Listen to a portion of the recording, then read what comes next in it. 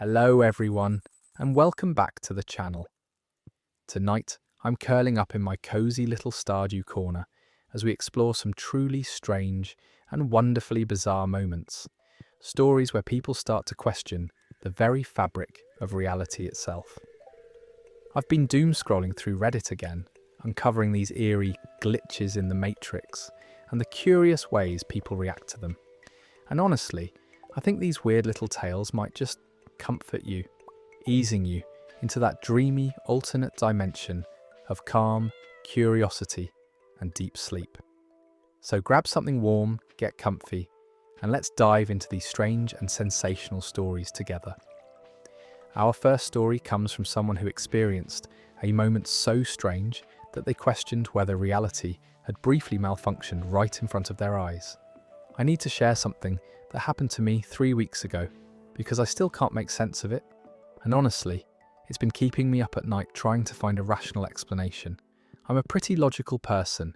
I work in accounting, I don't believe in supernatural stuff, and I've always been able to explain away weird coincidences with reasonable thinking, but this one has me completely stumped. It was a regular Tuesday morning, and I was running my usual routine before heading to the office. I'd woken up around 6:30, made my coffee, fed my cat Oliver, and was getting ready to take a shower.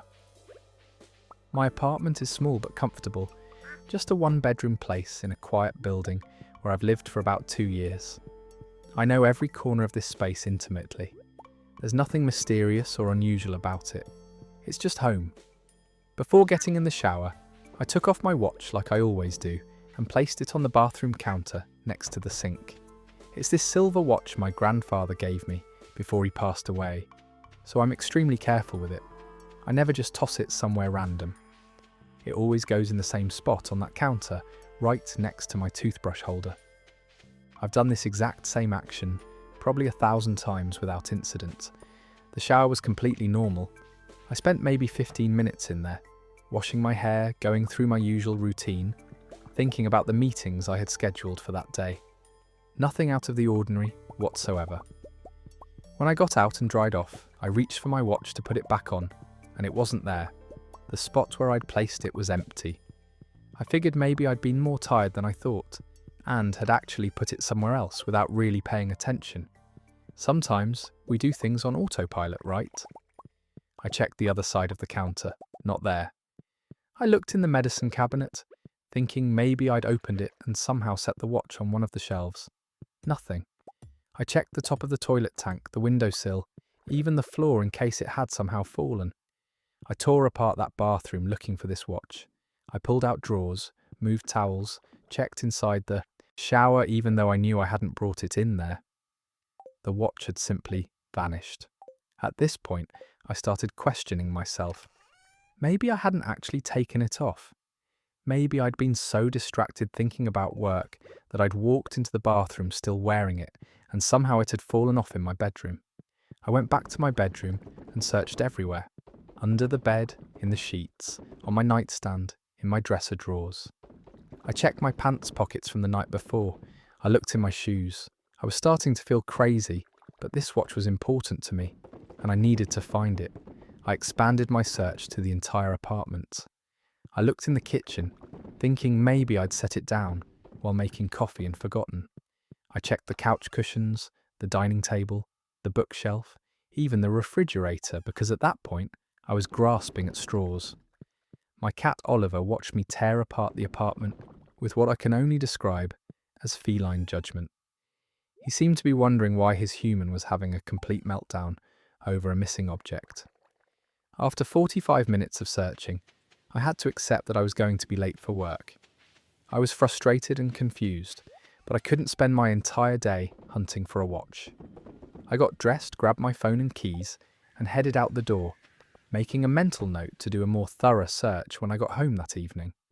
Maybe it had fallen behind something heavy that I'd need more time to move. Work was a blur because I couldn't stop thinking about the watch. I kept playing the morning over in my mind, trying to remember with absolute certainty whether I'd actually taken it off and placed it on the counter. The memory felt solid. I could picture myself doing it, could almost feel the weight of the watch in my hand as I'd set it down. But clearly, something about that memory had to be wrong if the watch wasn't there. I got home around 6 that evening, and the first thing I did was head straight to the bathroom. I don't even know why. Some part of me thought maybe I'd missed it somehow during my frantic morning search, even though I knew I'd checked that counter a dozen times. I walked into the bathroom, and I swear my heart nearly stopped. The watch was sitting on the counter, right where I'd originally placed it that morning, in the exact same spot, positioned the same way, like it had never moved at all. I just stood there staring at it, trying to process what I was seeing. This wasn't possible. I'd searched this bathroom so thoroughly that morning that I'd practically memorized every item on that counter. The watch absolutely had not been there. I'd checked that specific spot multiple times. I'd run my hand across the entire surface of the counter to make sure I wasn't somehow missing it. And now, here it was, sitting in plain sight like it had been there all along. I picked up the watch and examined it carefully. It was definitely mine, definitely the same watch. It wasn't damaged or dirty or showing any signs of having been anywhere unusual. The time on it was correct, still ticking along, like nothing strange had happened. I checked the rest of the bathroom to see if anything else had changed or appeared different. Everything looked exactly the same as it had when I'd left that morning. I sat down on the edge of my bathtub, holding this watch and trying to come up with any logical explanation for what had just happened. Had I somehow overlooked it during my search? That seemed impossible, given how thoroughly I'd torn apart that bathroom. Had someone broken into my apartment and returned it? That made no sense at all, and besides, my door had been locked and there was no sign of anyone having been inside. Had I experienced some kind of weird memory lapse where I'd actually found it that morning but forgotten? No, because I'd been thinking about it being missing all day long. The only explanation I kept coming back to, as impossible as it sounds, is that the watch had somehow stopped existing in my apartment for those 8 or 9 hours and then reappeared exactly where it was supposed to be. I know how that sounds. I know it makes no logical sense, but I cannot come up with any other explanation that fits what I experienced. I've told a few people about this, and they all have the same reasonable explanations. You just missed it during your search. You weren't paying attention. You were stressed and overlooked the obvious. And maybe they're right. Maybe my brain glitched that morning, and I somehow failed to see something that was right in front of me. But I've replayed that morning search in my mind hundreds of times now, and I know with absolute certainty that I checked that exact spot where the watch reappeared multiple times, and it was not there. The weirdest part is that nothing else unusual happened that day. No other objects went missing or moved around. No strange feelings or sensations. Just this one watch, disappearing and reappearing in the span of a normal workday, with no explanation that makes any sense. I still wear the watch every day, and I still put it in that same spot on the bathroom counter every morning. But now, every single time I place it there, I have this tiny moment of anxiety wondering if it's going to be there when I get out of the shower. So far it has been, but that one Tuesday morning left me with this unsettling feeling that the world doesn't always work quite the way I thought it did. That story reminds us that sometimes the most unnerving experiences aren't dramatic or supernatural, but rather small impossible moments that make us question whether reality is as solid and predictable as we've always believed it to be. Our next story comes from someone who witnessed something so impossibly specific that it made them question whether time itself had somehow folded back on itself.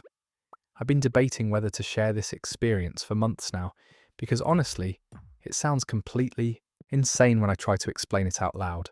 But it happened, and I have a witness who saw the exact same thing I did, so I know I'm not losing my mind. At least, I hope I'm not. This all took place last September, and I still think about it almost every day. My girlfriend Emma and I were taking a road trip from Chicago to Denver. We'd been planning this trip for weeks, mapping out interesting stops along the way, booking hotels, the whole thing. We're both in our late 20s and love these kinds of adventures. where we can just drive and explore without too much of a rigid schedule. The first 2 days of the trip were completely normal. Great weather, good music, interesting conversations, everything you'd want from a cross-country drive with someone you care about. On the third day, we were driving through rural Nebraska on this long stretch of highway that seemed to go on forever. You know the kind of road I'm talking about? Completely flat landscape, barely any trees, just endless fields on either side, and the occasional farmhouse in the distance. We'd been driving for about 2 hours without seeing much of anything when Emma pointed out that we should probably stop for gas soon. I checked the gauge and agreed. We had maybe a quarter tank left, which would get us another 60 or 70 miles, but out there in the middle of nowhere, it made sense to fill up whenever we had the chance. About 15 minutes later, we saw a gas station appear on the horizon.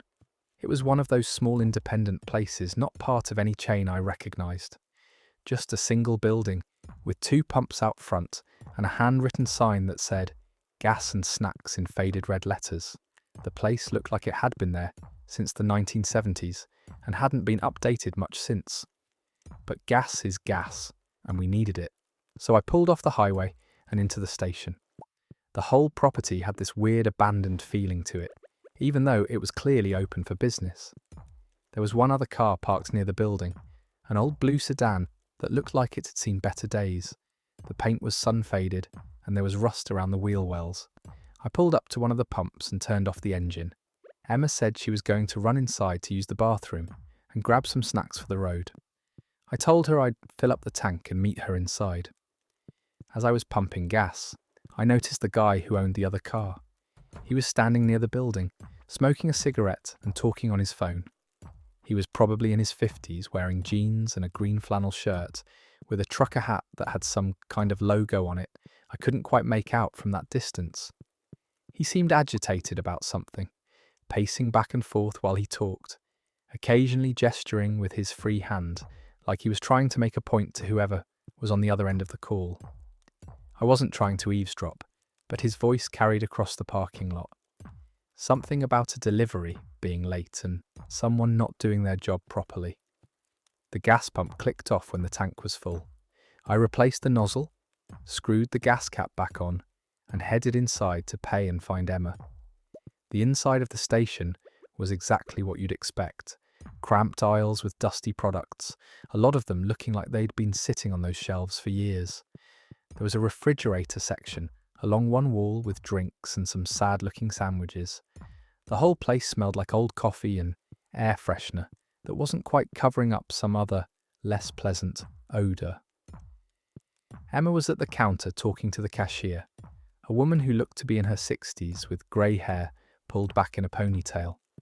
I grabbed a bottle of water from the refrigerator and joined Emma at the counter. We paid for the gas and our snacks, the cashier barely making eye contact with us the entire transaction. She seemed tired, like she'd been working there too long and had stopped caring about customer service years ago.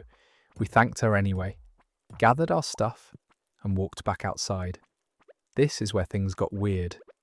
When we stepped out of that building, the blue sedan was gone. The guy in the flannel shirt was gone. But here's the thing that made my stomach drop. I could still hear him. His voice was still carrying across the parking lot, still having that same agitated conversation about the late delivery, but there was no one there. The parking lot was completely empty except for our car. Emma grabbed my arm and whispered that she heard it too. We both stood there frozen, listening to this invisible man having a very animated phone conversation about 20 feet away from where we were standing. His voice was crystal clear, not muffled or distant sounding. It was like he was right there, we just couldn't see him. I could hear the frustration in his tone, could hear him say something about how this was the 3rd time this month, could even hear him take a drag from his cigarette and exhale. The conversation continued for maybe another 30 seconds, and then it just stopped. Not like he hung up the phone or walked away. It just cut off mid-sentence, like someone had hit a mute button on reality. The silence that followed was so complete and sudden that it felt wrong. No birds, no wind, no distant highway noise, just nothing. Emma and I looked at each other, both of us trying to process what we'd just experienced. I asked her if she'd seen the blue sedan and the guy in the flannel shirt when we first pulled in. She confirmed that yes, she'd noticed both. She specifically remembered thinking his car looked like it needed new tyres.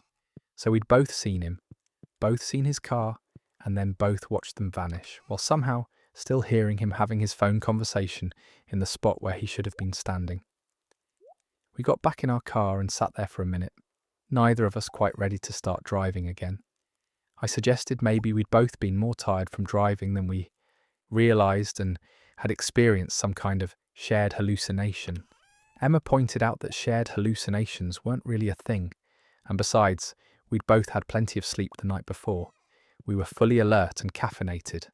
There was no reason for us to be seeing and hearing things that weren't there. I started the engine and pulled back onto the highway, both of us staying quiet for the next several miles. Finally, Emma broke the silence and said maybe we should go back and check if we'd somehow missed something obvious.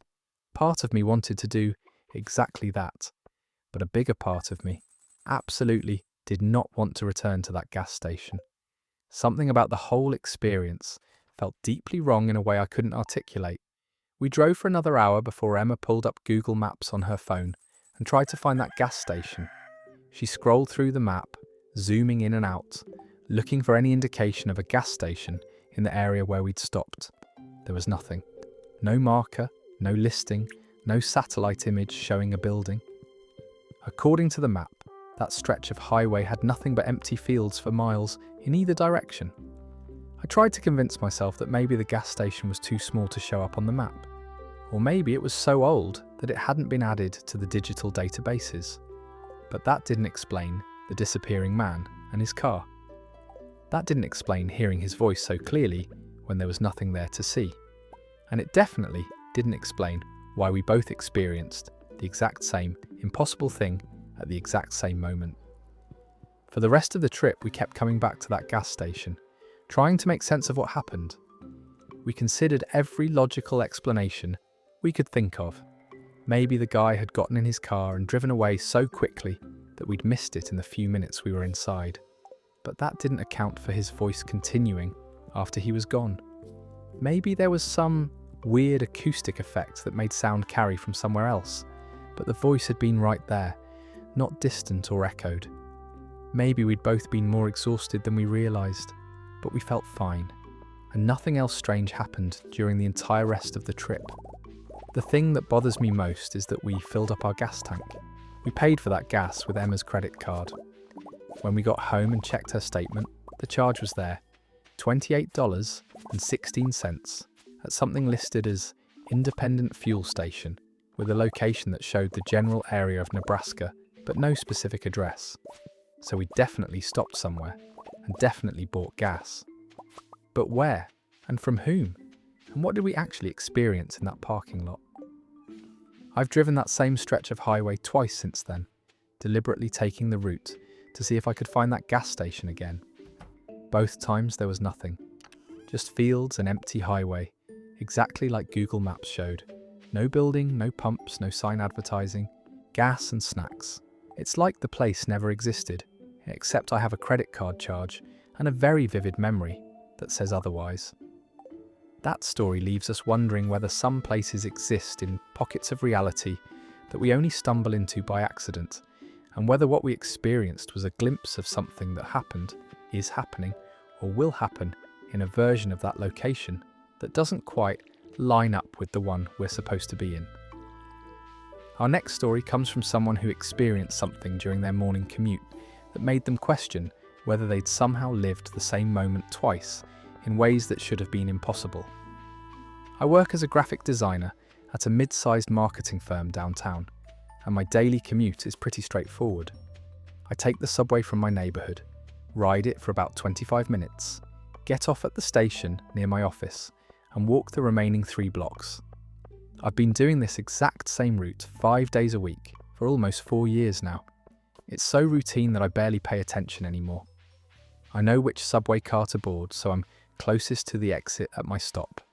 I know exactly where to stand on the platform, and I could probably walk those 3 blocks to my office with my eyes closed. Last month, on a completely ordinary Wednesday morning, something happened that I still cannot explain no matter how many times I run through it in my head. I woke up at my usual time, around 6:45, went through my normal morning routine, and left my apartment at 7:30 to catch the 7:42 train. The weather was unremarkable, one of those grey March mornings where it feels like it might rain but probably won't. I was wearing my black jacket, the one with the broken zipper that I keep meaning to get fixed but never do, and I had my messenger bag slung over my shoulder with my laptop and sketchbook inside. The subway platform was moderately crowded, about the normal amount for that time of morning. I stood in my usual spot, roughly halfway down the platform, where I knew the doors would line up when the train arrived. There was a woman standing near me wearing a bright yellow raincoat, which stood out because hardly anyone else was wearing rain gear despite the cloudy sky. I remember noticing her specifically because that shade of yellow was so vibrant against all the grey and black clothing everyone else had on. The train pulled into the station right on schedule. The doors opened, people filed out, and I stepped into the car, along with maybe a dozen other commuters. I found a spot near the middle of the car, holding onto one of the vertical poles, since all the seats were taken. The woman in the yellow raincoat got on the same car and stood a few feet away from me, near the doors. There was a guy sitting in the seat closest to me, reading a newspaper, which felt almost anachronistic, since hardly anyone reads physical newspapers anymore. I could see the headline from where I was, standing, something about local election results, though I didn't pay much attention to the details. The train started moving, and I pulled out my phone to check my messages and scroll through emails like I always do. Nothing unusual was happening, just another routine commute surrounded by strangers, all doing their own thing, existing in that weird bubble of forced proximity that public transportation creates. We made the first stop, a few people got off, a few people got on. Then the second stop, same thing. Everything was proceeding exactly as it did every other morning. We were pulling away from the third stop when I felt this strange sensation wash over me. It's hard to describe, but it was like a wave of dizziness combined with this odd, tingling feeling that started at the base of my skull and spread down my spine. It lasted maybe 2 seconds, and then it passed. I figured I'd stood up too quickly that morning, or maybe I was slightly dehydrated. I made a mental note to drink more water and didn't think much else of it. The train continued on, approaching the fourth stop.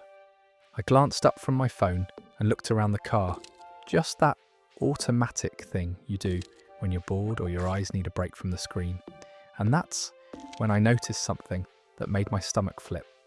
The woman in the yellow raincoat was standing in the exact same position she'd been in before, near the doors, which wasn't necessarily weird. But the guy with the newspaper was also in the same seat, and I could see that same headline about election results. The arrangement of people in the car was identical to what it had been when I first boarded. I told myself I was being paranoid. Of course, the woman hadn't moved. She was probably getting off at the same stop I was. And the newspaper guy might have been reading the same page this whole time. People don't constantly shift positions on a subway, but something felt off in a way I couldn't quite articulate. There was this nagging sense that what I was seeing wasn't just similar to earlier. It was exactly the same. The train pulled into what I knew was the fourth stop. The doors opened, a few people got off, and a few people got on. And then I watched in complete disbelief as the exact same people who had just exited and entered at this stop did it again. I recognised them. There was a teenage girl with bright blue streaks in her hair who got off. There was an older man in a business suit who got on carrying a leather briefcase. There was a young couple, maybe in their early 20s, who got on together, the girl laughing at something the guy had just said. I had seen all of these people do these exact actions at this exact stop just minutes earlier. My heart started racing as I tried to make sense of what I was witnessing. The train pulled away from the fourth stop and continued toward the fifth. I looked around the car frantically, trying to find something, anything, that was different from before. But everything was identical. Every person was in the same position, wearing the same clothes, doing the same things. The newspaper guy turned the page at the exact same moment I remembered him turning it before. The woman in the yellow raincoat checked her phone and frowned at the screen just like she had done earlier. I felt like I was losing my mind. This couldn't be happening. This wasn't possible. But I was experiencing it, watching this commute repeat itself moment by moment, like someone had hit a replay button on reality. I wanted to say something, to ask if anyone else was noticing this, but what would I even say? How do you ask strangers if they feel like they're living the same subway ride twice? The train approached the fifth stop, and I realised with growing dread that I knew exactly what was about to happen. A man in a red hoodie was going to get off through the doors near the woman in yellow. A family with 2 small children was going to get on through the doors at the other end of the car. And that's exactly what happened. Beat for beat, person for person, everything unfolded precisely as I somehow knew it would. I gripped the pole I was holding so tightly my knuckles turned white. The logical part of my brain was screaming that there had to be a rational explanation. Maybe I was having some kind of medical episode. Maybe I'd fallen asleep on the train, and this was a dream. Maybe I'd had this exact commute before and was experiencing a really intense case of déjà vu, but none of those explanations felt right. This wasn't the vague familiarity of déjà vu. This was concrete, specific knowledge of exactly what was happening and what was about to happen next. The train continued through 2 more stops, and I watched my predictions come true over and over. I knew when the automated announcement voice would crackle over the speakers. I knew when the train would lurch slightly on a curve in the tracks. I knew that the teenage boy near the back of the car would drop his phone and quickly pick it up. Looking around, embarrassed to see if anyone had noticed, everything happened exactly as I knew it would. Finally, we approached my stop. I knew that in about 10 seconds, the woman in the yellow raincoat would move toward the doors, preparing to exit. I knew that the newspaper guy would fold his paper and stand up.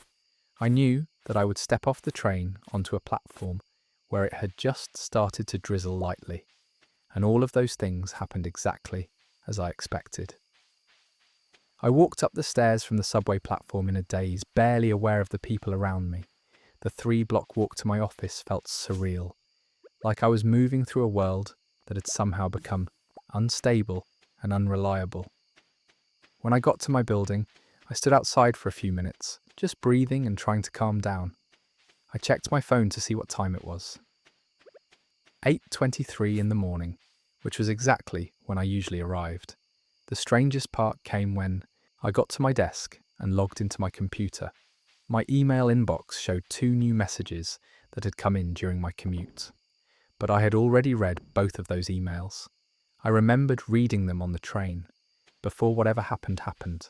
They were the same messages with the same timestamps, but I had a clear memory of reading them earlier during what I now thought of as the first version of my commute. I spent the entire day feeling disoriented and unsettled. I kept checking the time obsessively, half expecting it to suddenly jump backward or loop again. I googled things like experiencing the same moment twice and feeling like time repeated, but everything that came up was about déjà vu, and this had been so much more specific and detailed than any description of déjà vu I'd ever read. That evening, I took the subway home like normal, and nothing unusual happened.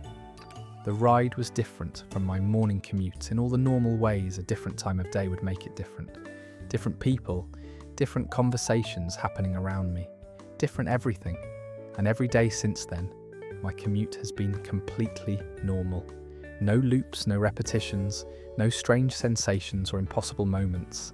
But I cannot shake the absolute certainty that on that Wednesday morning in March, I somehow lived the same 15-minute subway ride twice. Not that I felt like I'd lived it twice, but that I actually, physically experienced the same sequence of events happen 2 times in a row with perfect identical detail. I have no explanation for it. I don't know if somehow time glitched and looped back on itself, or if I somehow became unstuck from the normal flow of time for a few minutes, or if something else entirely happened that I don't have the framework to understand. That story reminds us that our experience of time as a smooth linear progression might not be as reliable as we assume, and that occasionally someone might catch a glimpse behind the curtain to see just how strange the mechanics of reality actually are.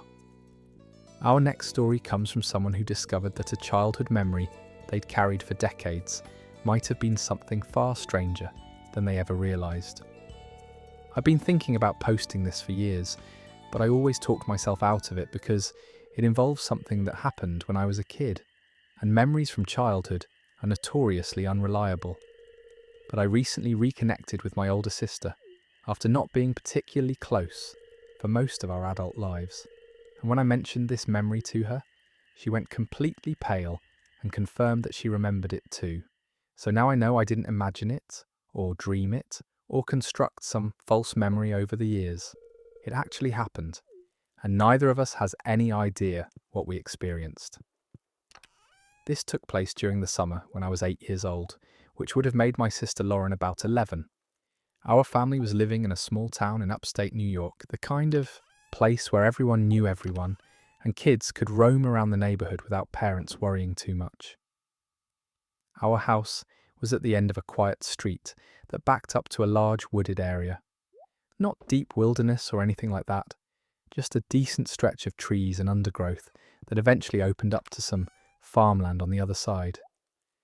Lauren and I spent that entire summer exploring those woods.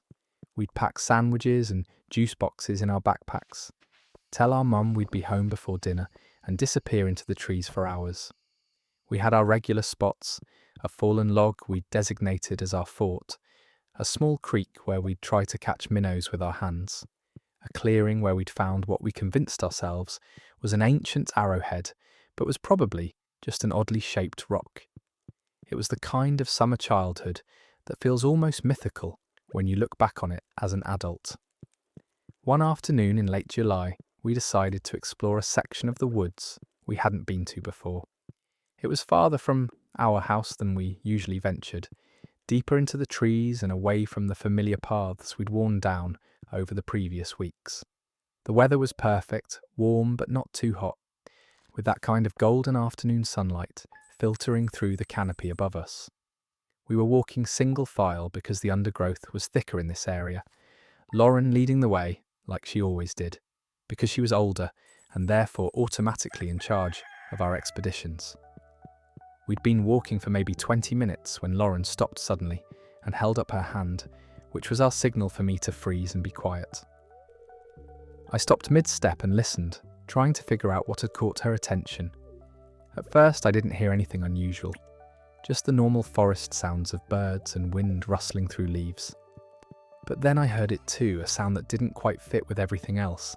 It was like music, but distant and muffled, almost like someone was playing a radio several yards away, but the sound was being filtered through something. Lauren turned back to look at me with this expression of confused curiosity, and without saying anything, we both started moving toward the sound.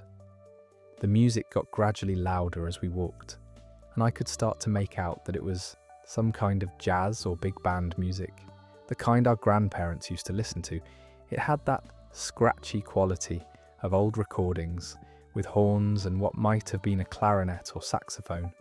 It seemed completely out of place in the middle of the woods, but we were kids, and kids don't always question weird things the way adults do. We were just curious about where the music was coming from. We pushed through some bushes and stepped into a small clearing we'd never seen before, and that's where things got strange. In the middle of this clearing was a picnic setup that looked like it had been carefully arranged but then abandoned. There was a red and white checkered blanket spread out on the ground with actual plates and silverware laid out on it. Not paper plates, but real ceramic dishes. There was a wicker picnic basket sitting to one side, its lid propped open. And there was an old-fashioned radio, one of those wooden ones with the fabric speaker covering, sitting on the edge of the blanket playing that big band music. Lauren and I stood at the edge of the clearing, just staring at this scene. Everything about it felt wrong in a way that made the hair on the back of my neck stand up. The picnic looked fresh and deliberately set up, but there was no one around, no people anywhere in sight, no sounds of anyone moving through the woods nearby. Just this perfectly arranged picnic in the middle of nowhere with music playing from a radio that looked like it belonged in a museum. I remember Lauren whispering that maybe we should leave, that this felt weird and we shouldn't be here. But I was 8 and curious, and I wanted to get closer to see what was in the basket and on those plates. I stepped into the clearing before Lauren could stop me, and she reluctantly followed because she wasn't going to let her little brother go alone into something that might be dangerous. As we got closer, I could see that there was food on the plates, sandwiches that looked freshly made, some kind of pasta salad, sliced fruit that hadn't started to brown yet. There were 2 glasses that had been filled with what looked like lemonade, still cold enough that condensation was beading on the outside of the glass. Everything about this picnic suggested that whoever had set it up had done so very recently and was planning to come back any moment. But here's the part that still gives me chills when I think about it. The clearing was completely undisturbed, except for the picnic itself. There were no footprints in the soft dirt around the blanket, no trampled grass or broken branches marking a path someone had taken to get to this spot. The clearing looked like no one had walked through it in months, maybe longer, except for the fact that there was this elaborate picnic spread out in the middle of it that couldn't have materialised out of thin air. Lauren noticed it too. She did a slow circle around the blanket, looking at the ground, and then looked at me with genuine fear in her eyes. She said we needed to go right now, that something was really wrong here. The music from the radio seemed to get louder at that exact moment, or maybe I just became more aware of it. The song that was playing shifted to something slower and slightly melancholic, and I felt this overwhelming wave of sadness wash over me for no reason I could identify. I reached out to touch the radio. I don't know why, just some impulse to confirm it was real and actually playing music. But before my hand could make contact, Lauren grabbed my wrist and pulled me back hard. She was genuinely scared now, practically dragging me away from the clearing. I tried to protest, tried to say that we should at least see what was in the basket or who the picnic belonged to, but she wasn't listening. She pulled me back through the bushes we'd come through and didn't stop pulling until we were a good distance away. We stood there catching our breath, and I remember being annoyed with her for overreacting. I wanted to go back. I wanted to solve the mystery of the abandoned picnic and the impossible radio. But Lauren made me promise we wouldn't tell anyone what we'd seen and that we'd never go back to that part of the woods. She said something about it feeling like we'd walked into somewhere we weren't supposed to be, like we'd accidentally stepped into someone else's private moment that existed outside of normal time or space. At the time, I thought she was being dramatic, but as we walked home, neither of us could shake the feeling that we'd experienced something genuinely strange. The next day, I wanted to go back and find that clearing again. I tried to convince Lauren to take me, but she absolutely refused. She said she'd had nightmares about it, and that we needed to just forget it ever happened. A few days later, I snuck back into the woods by myself, determined to find that clearing and prove that there was some normal explanation for everything. I walked for over an hour, covering what I was certain was the same area where we'd been. I found our usual spots, recognised certain trees and formations that I knew were near where we'd found the picnic. But I never found the clearing. No matter how thoroughly I searched, I couldn't locate that spot again. It was like it had simply ceased to exist, or maybe like it had never existed in the first place, except for that one afternoon when Lauren and I had stumbled into it. We never talked about it again after that summer. Life moved on, we grew up, our family eventually moved to a different state, and that weird memory got filed away in the back of my mind, along with all the other strange and unexplainable things from childhood that you eventually learn to dismiss as imagination or dreams. But last month, when I mentioned it to Lauren after probably 25 years of never bringing it up, she remembered every detail. The red and white blanket, the ceramic plates, the wooden radio playing big band music, the complete absence of any footprints or signs that anyone had been there. She said she'd thought about it periodically over the years and had convinced herself it couldn't have been real, that we must have made it up or combined several different memories into one false one. But hearing me describe it exactly as she remembered it made her realise that whatever we'd found in those woods that day had actually happened. We've speculated about what it might have been, some kind of elaborate prank or art installation that someone had set up and we'd stumbled across. But that doesn't explain the lack of footprints or how we could never find it again. Some kind of shared hallucination brought on by heat or dehydration. But we'd only been walking for 20 minutes and it wasn't an especially hot day.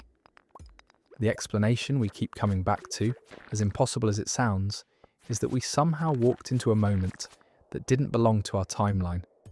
Like that clearing existed in a different version of that day, or a different time period entirely, and we'd accidentally found a doorway into it for just a few minutes.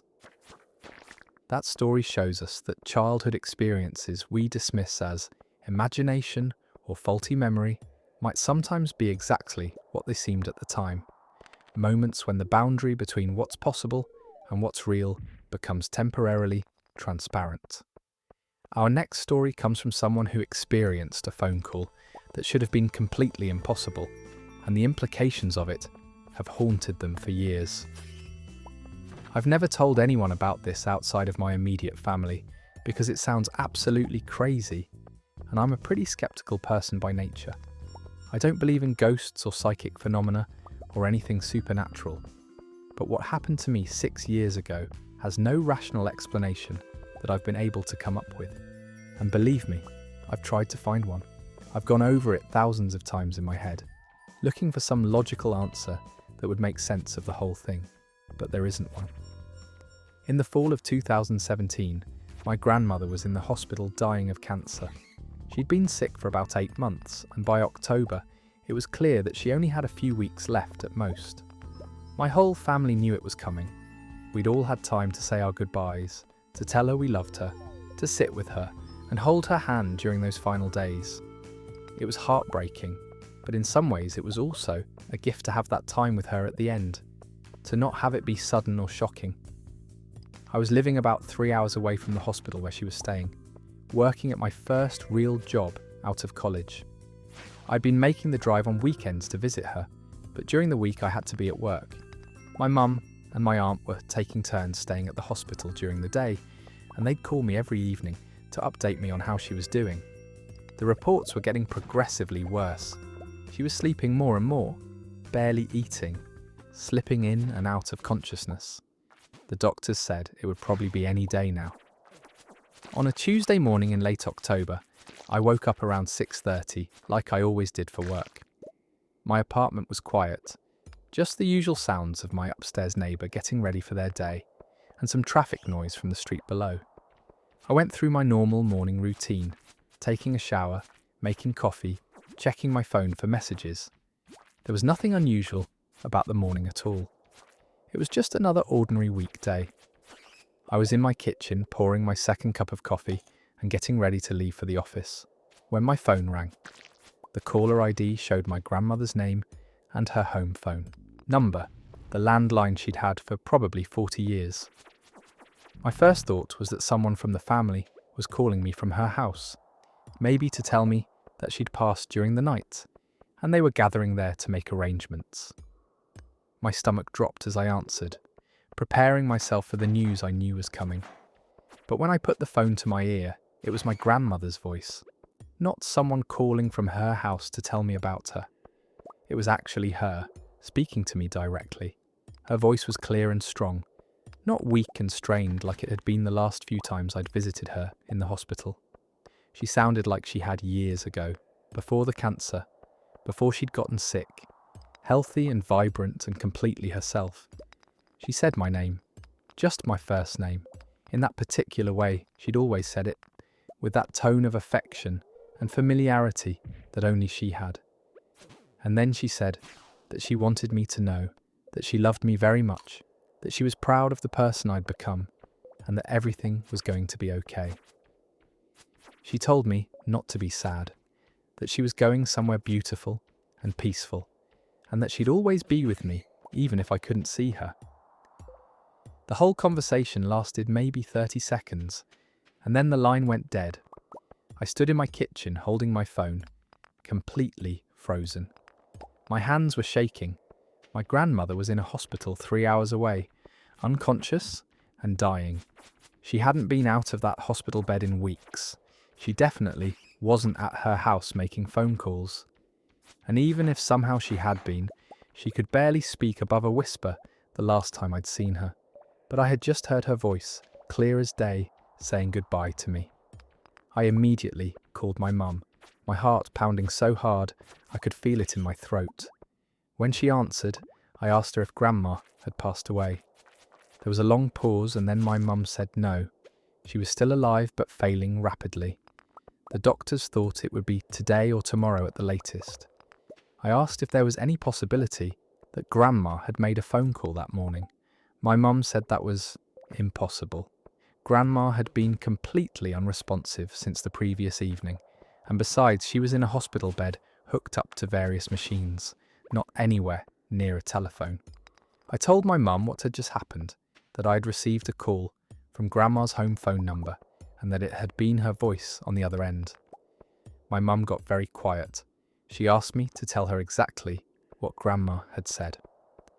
When I repeated the conversation, my mum started crying. She said those were almost the exact words Grandma had said to her the day before, during one of her last lucid moments. The phrasing about going somewhere beautiful and peaceful was nearly identical. I asked my mum if there was anyone at Grandma's house who could have called me. She said no. The house had been empty for weeks. Everyone had been staying at the hospital or at their own homes. No one had any reason to be at Grandma's house, and certainly no one would have called me from there pretending to be her. That would be cruel and bizarre, and no one in our family would do something like that. After I hung up with my mum, I checked my phone's call history. The call from my grandmother's number was right there in the log. It showed that the call had come in at 6:48 that morning and had lasted 31 seconds. It wasn't a dream or a hallucination. My phone had actually received a call from that number at that time. I called my grandmother's home phone number, thinking maybe somehow the call had been forwarded or redirected through some weird technical glitch. It rang and rang with no answer, which was expected since no one was there. I hung up and just sat on my couch, trying to make sense of what had happened. Every explanation I could think of fell apart under the slightest scrutiny. The rest of that day felt surreal. I went to work but couldn't concentrate on anything.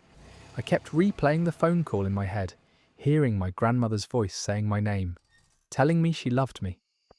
Around 2 in the afternoon, my mum called to tell me that my grandmother had passed away. The time of death was approximately 3:15. She'd never regained consciousness that day, the nurses confirmed. She'd simply stopped breathing peacefully, with my mum and aunt at her bedside. At the funeral a few days later, I told the story to a few family members. My uncle, who's a pretty practical and logical person, suggested that maybe the hospital had somehow patched through a call and I'd misread the caller ID. But I showed him the call log on my phone, and there was no mistaking it. The call had come from Grandma's home landline, not from the hospital. And the hospital didn't have any record of my grandmother making or attempting to make any phone calls that day, or any day that week. My aunt, who's more spiritually inclined, said she believed that my grandmother had found a way to say goodbye to me, that somehow her consciousness or spirit or whatever you want to call it had reached out across the distance to make sure I heard those words from her one last time. I wanted to dismiss that as wishful thinking or grief making people believe in impossible things, but I couldn't deny what I'd experienced. I'd heard her voice. I'd had a conversation with her, or at least listened to her speak to me, at a time when she was physically incapable of doing so. In the months after her death, I became a bit obsessed with trying to find a rational explanation. I researched whether phone systems could somehow replay old voicemail messages, or if there was any way a recording could have been triggered to call my number. I looked into whether cell phone networks ever experience glitches that could cause something like this. I even considered whether I might have had some kind of stress-induced auditory hallucination that coincidentally aligned with a random spam call or wrong number, but none of those explanations fit the facts. The voice was definitely my grandmother's, with specific phrasing and inflection that couldn't have been some random recording. The timing was too precise, coming just hours before her actual death, and the content of what she said was too personal and specific to be anything other than an intentional message directed at me. I eventually stopped trying to explain it and just accepted that something impossible had happened. My grandmother, who was unconscious in a hospital bed 3 hours away, had somehow called me from her empty house to say goodbye. I don't know if it was her consciousness travelling somehow, or if there's some aspect of reality that allows for these kinds of connections in moments of extreme transition, or if there's something about dying that temporarily breaks the normal rules of how time and space work. What I do know is that I have a call in my phone log from a number that no one was physically present to dial, and I heard a voice that should not have been able to speak. I carry around that mystery with me every day. Sometimes it's comforting, the idea that there might be more to existence than just the physical world we can measure and prove. Other times, it's deeply unsettling, because if that phone call was real and actually happened the way I experienced it, then everything I thought I understood about reality is fundamentally incomplete. I still have that phone, even though I've upgraded several times since then. I transferred all my data forward, including that call log, because I needed to preserve that evidence that it happened. On hard days, I scroll back through years of call history just to look at that entry. My grandmother's name, her phone number, the date and timestamp, the 31-second duration. It's proof that for half a minute on a Tuesday morning in October, something impossible reached across the boundary between life and death to make sure I knew I was loved. That story reminds us that the moments when we're closest to the edge of existence might be exactly when the rigid walls of reality become permeable enough for something extraordinary to slip through. Our next story comes from someone who walked into a store that apparently existed in two completely different time periods simultaneously, and neither version makes any logical sense. I need to share this because it's been eating at me for 3 months now, and I feel like I'm going crazy trying to rationalize what I experienced. I'm a 29-year-old software engineer. I live in Portland, and I consider myself a pretty grounded person. I don't do drugs, I wasn't sleep deprived when this happened, and I have no history of mental health issues that would explain what I'm about to describe. But something happened to me that defies every rule of reality I thought I understood. Back in February, I was driving home from visiting a friend who lives about an hour outside the city. It was early evening, maybe around 5:30, and I realised I desperately needed to use a bathroom. I'd had too much coffee at my friend's place, and the drive was taking longer than expected due to traffic. I took an exit I'd never used before, heading into a small town I'd probably driven past dozens of times but never actually stopped in. The kind of place with one main street, a few shops, a diner, maybe a post office, population probably under 2,000 people. I drove down the main street looking for anywhere that might have a public restroom, and I spotted what looked like a small department store. The sign above the entrance said Morrison's in faded letters, and through the front windows I could see racks of clothing and shelves of merchandise. The building itself looked old, probably dating back to the 1950s or 60s with that classic downtown storefront architecture. There were a few cars parked along the street, so the town wasn't completely dead, but it definitely had that quiet, slightly forgotten feeling that a lot of small rural towns have.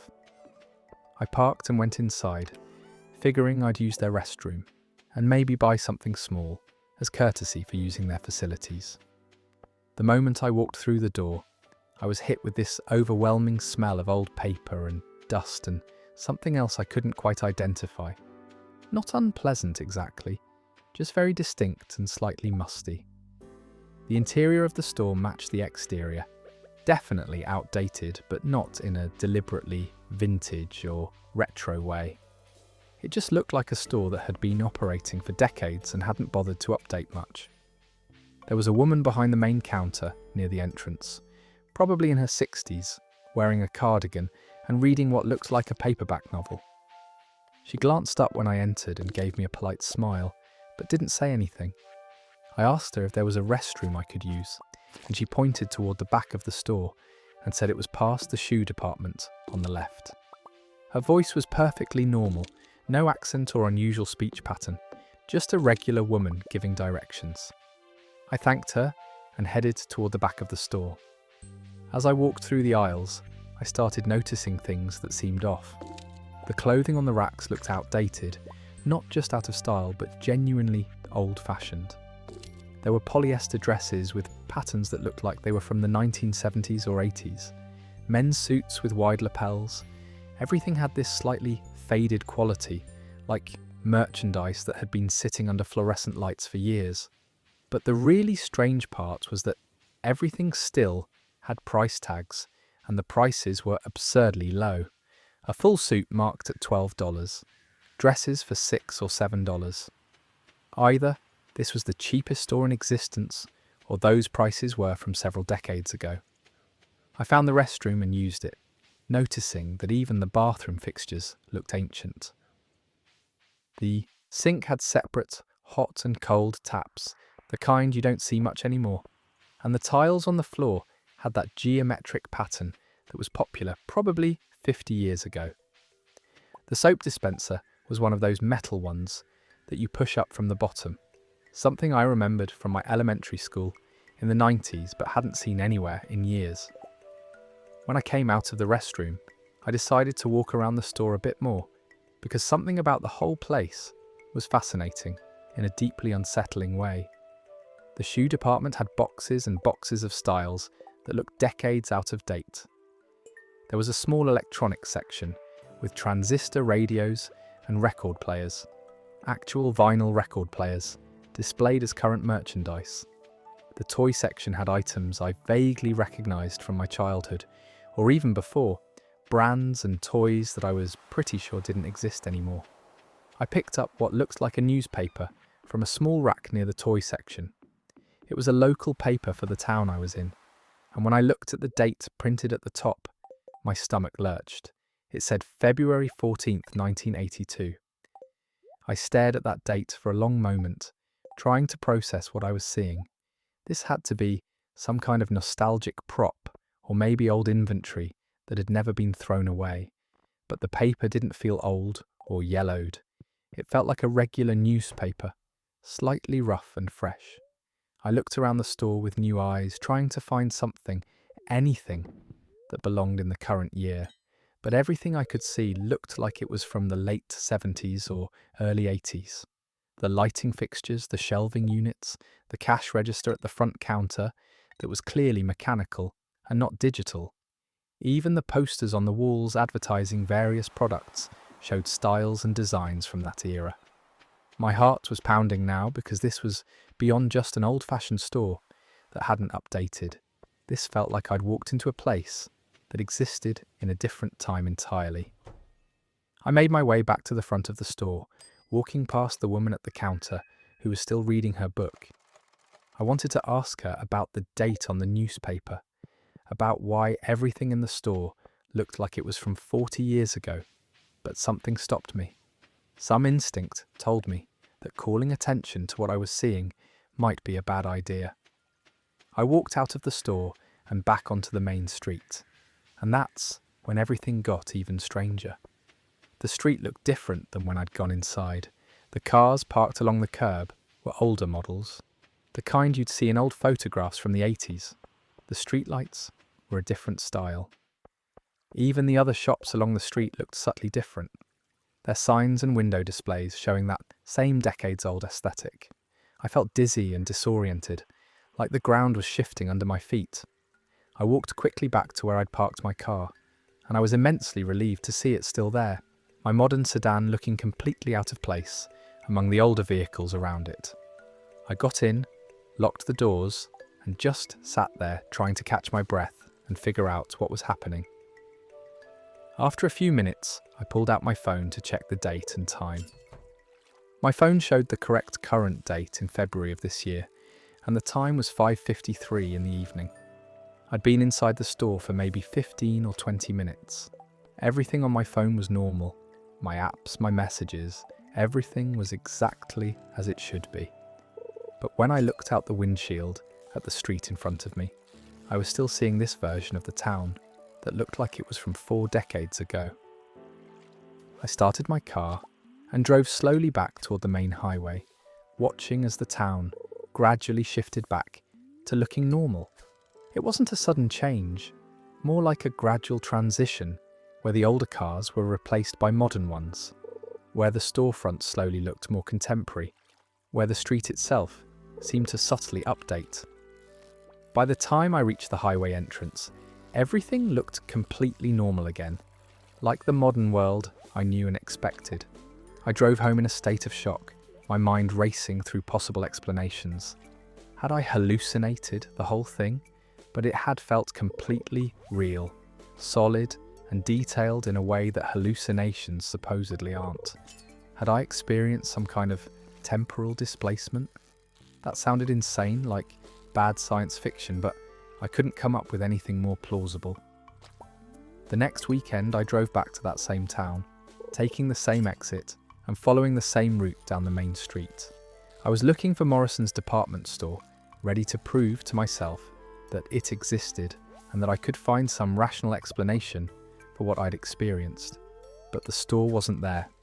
The building was there, same architecture and everything, but it was empty, vacant. The windows were covered with brown paper from the inside, and there was a faded for lease sign in one of the windows that looked like it had been there for years. I parked and walked up to the building, peering through gaps in the paper covering the windows. The interior was completely empty. No merchandise, no shelving units, no furniture. Just bare walls and floor with debris scattered around. It looked like nothing had operated in that space for a very long time. I asked in a few of the other shops along the street if anyone remembered a store called Morrison's. The responses were mixed. One older man said there used to be a department store by that name, but it had closed down in the mid-80s, probably around 85 or 86. Another person had never heard of it. I've driven back to that town 3 more times since then, always taking the same route, always around the same time of evening. The building is always empty. The town always looks completely normal and contemporary. I've never been able to recreate whatever happened that first time, never been able to find my way back into that version of the town that existed in 1982. The rational part of my brain keeps insisting that I must have been confused or mistaken, that there's some logical explanation I'm missing. Maybe I went into a different store and my memory has distorted the details. Maybe I was more tired than I realised and experienced some kind of vivid waking dream. But I can still smell that musty paper smell from inside Morrison's. I can still see the exact pattern on those polyester dresses. I can still feel the texture of that newspaper from 1982 in my hands.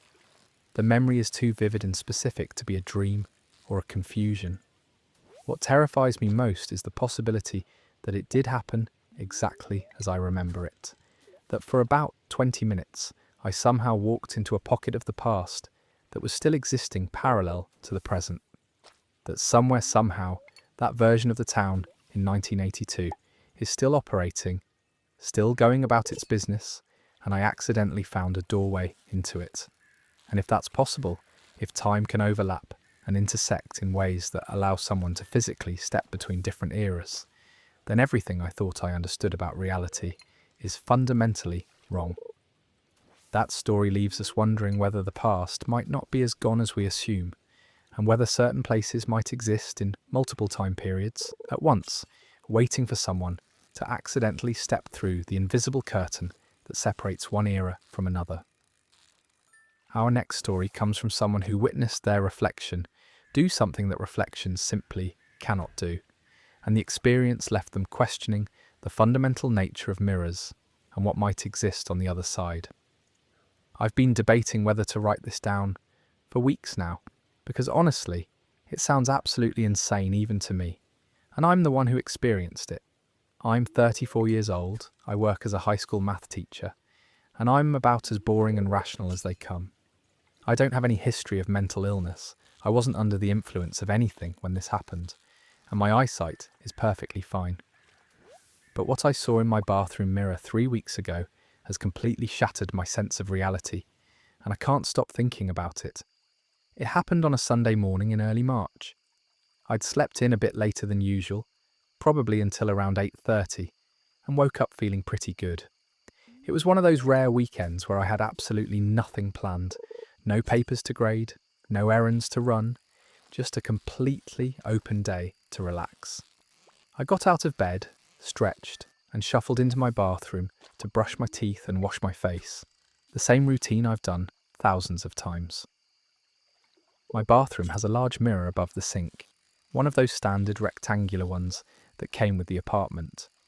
The lighting in there is decent, fluorescent fixtures on either side that give pretty even illumination without too many shadows. I've lived in this apartment for 5 years and I've looked at myself in that mirror countless times, without anything unusual ever happening. I was standing at the sink, had just finished brushing my teeth, and was about to turn on the faucet to wash my face when I glanced up at my reflection, and that's when I noticed something that made my blood run cold. My reflection was looking slightly to the left, not directly at me. I was staring straight ahead at the mirror, making eye contact with where my reflection's eyes should have been, but my reflection's gaze was angled about 15 degrees off to the side, like it was looking at something just beyond the edge of the mirror frame. My first thought was that I was seeing things wrong, that maybe the angle was weird or I was still half asleep and not perceiving correctly. I blinked hard a few times and looked again. My reflection blinked when I did. The timing was perfect like it should be, but the eyes were still looking in the wrong direction. I moved my head slightly to the right, and my reflection moved in the corresponding way, mirroring my motion perfectly, except its eyes stayed fixed on that spot to the left. I felt this creeping sense of wrongness spreading through my chest. I raised my right hand and touched my face, and my reflection raised its left hand to mirror the gesture, which was correct. Everything else about the reflection was behaving exactly as it should. The movements were synchronized, the positioning was accurate, but those eyes were looking at something I couldn't see, something that existed in the mirror's version of my bathroom, but not in my actual bathroom. I turned my head to look at what my reflection might be staring at, but there was nothing there, just the wall and the corner where my shower curtain hung. Nothing unusual or interesting that would draw anyone's attention. When I turned back to face the mirror straight on, my reflection turned back too, but again, its eyes were still focused on that spot off to the left. Then, and this is the part that still makes my hands shake when I think about it, my reflection smiled. I wasn't smiling. I was staring at the mirror with what I'm sure was an expression of growing horror and confusion. But my reflection smiled. Just a small curve of the lips, like it was amused by something. The smile didn't match my face at all. It was completely independent of what I was actually doing. I stumbled backward, away from the sink, my heart hammering in my chest. I looked away from the mirror, down at my hands, at the floor, anywhere else. I counted to 10, trying to calm down and convince myself that I was imagining things or experiencing some kind of weird neurological glitch. When I looked back up at the mirror, forcing myself to face whatever was happening, my reflection was back to normal. It was matching my expression of fear perfectly, eyes wide, mouth slightly open. We were synchronized again. I stood there for several minutes, just watching my reflection, testing it. I moved my arms, turned my head, made different facial expressions. Everything was mirroring correctly now. Whatever had happened seemed to be over. I tried to rationalize it as some kind of optical illusion or a trick of the light, even though I knew that didn't make any sense. Reflections don't look in different directions than the person creating them. Reflections don't smile when you're not smiling. That's not how mirrors work. That's not how physics works. I left the bathroom feeling deeply unsettled, but trying to convince myself it had been nothing.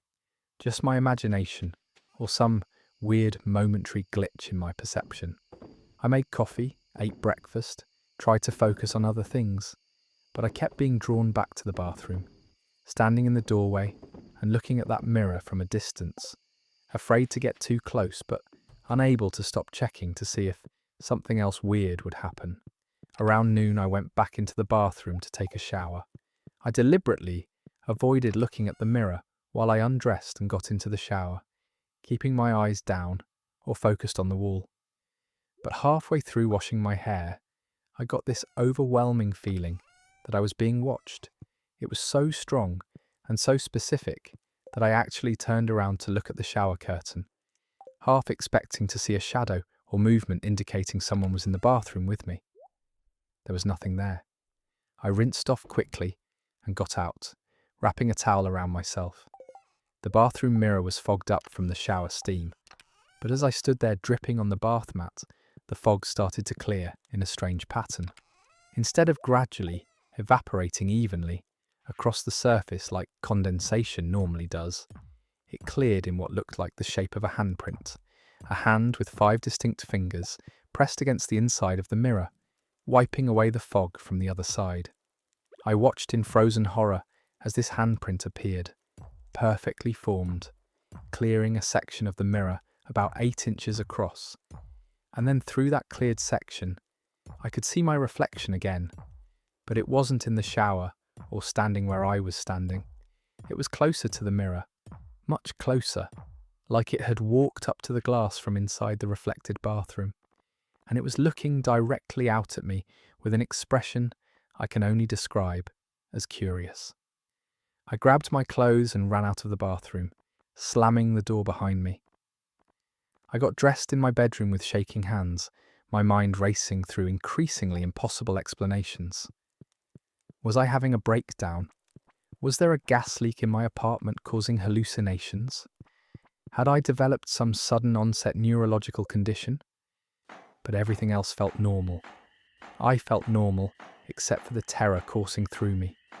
My thoughts were clear, my memory was functioning, I could read and comprehend things. Nothing else was wrong, except for what was happening with that mirror.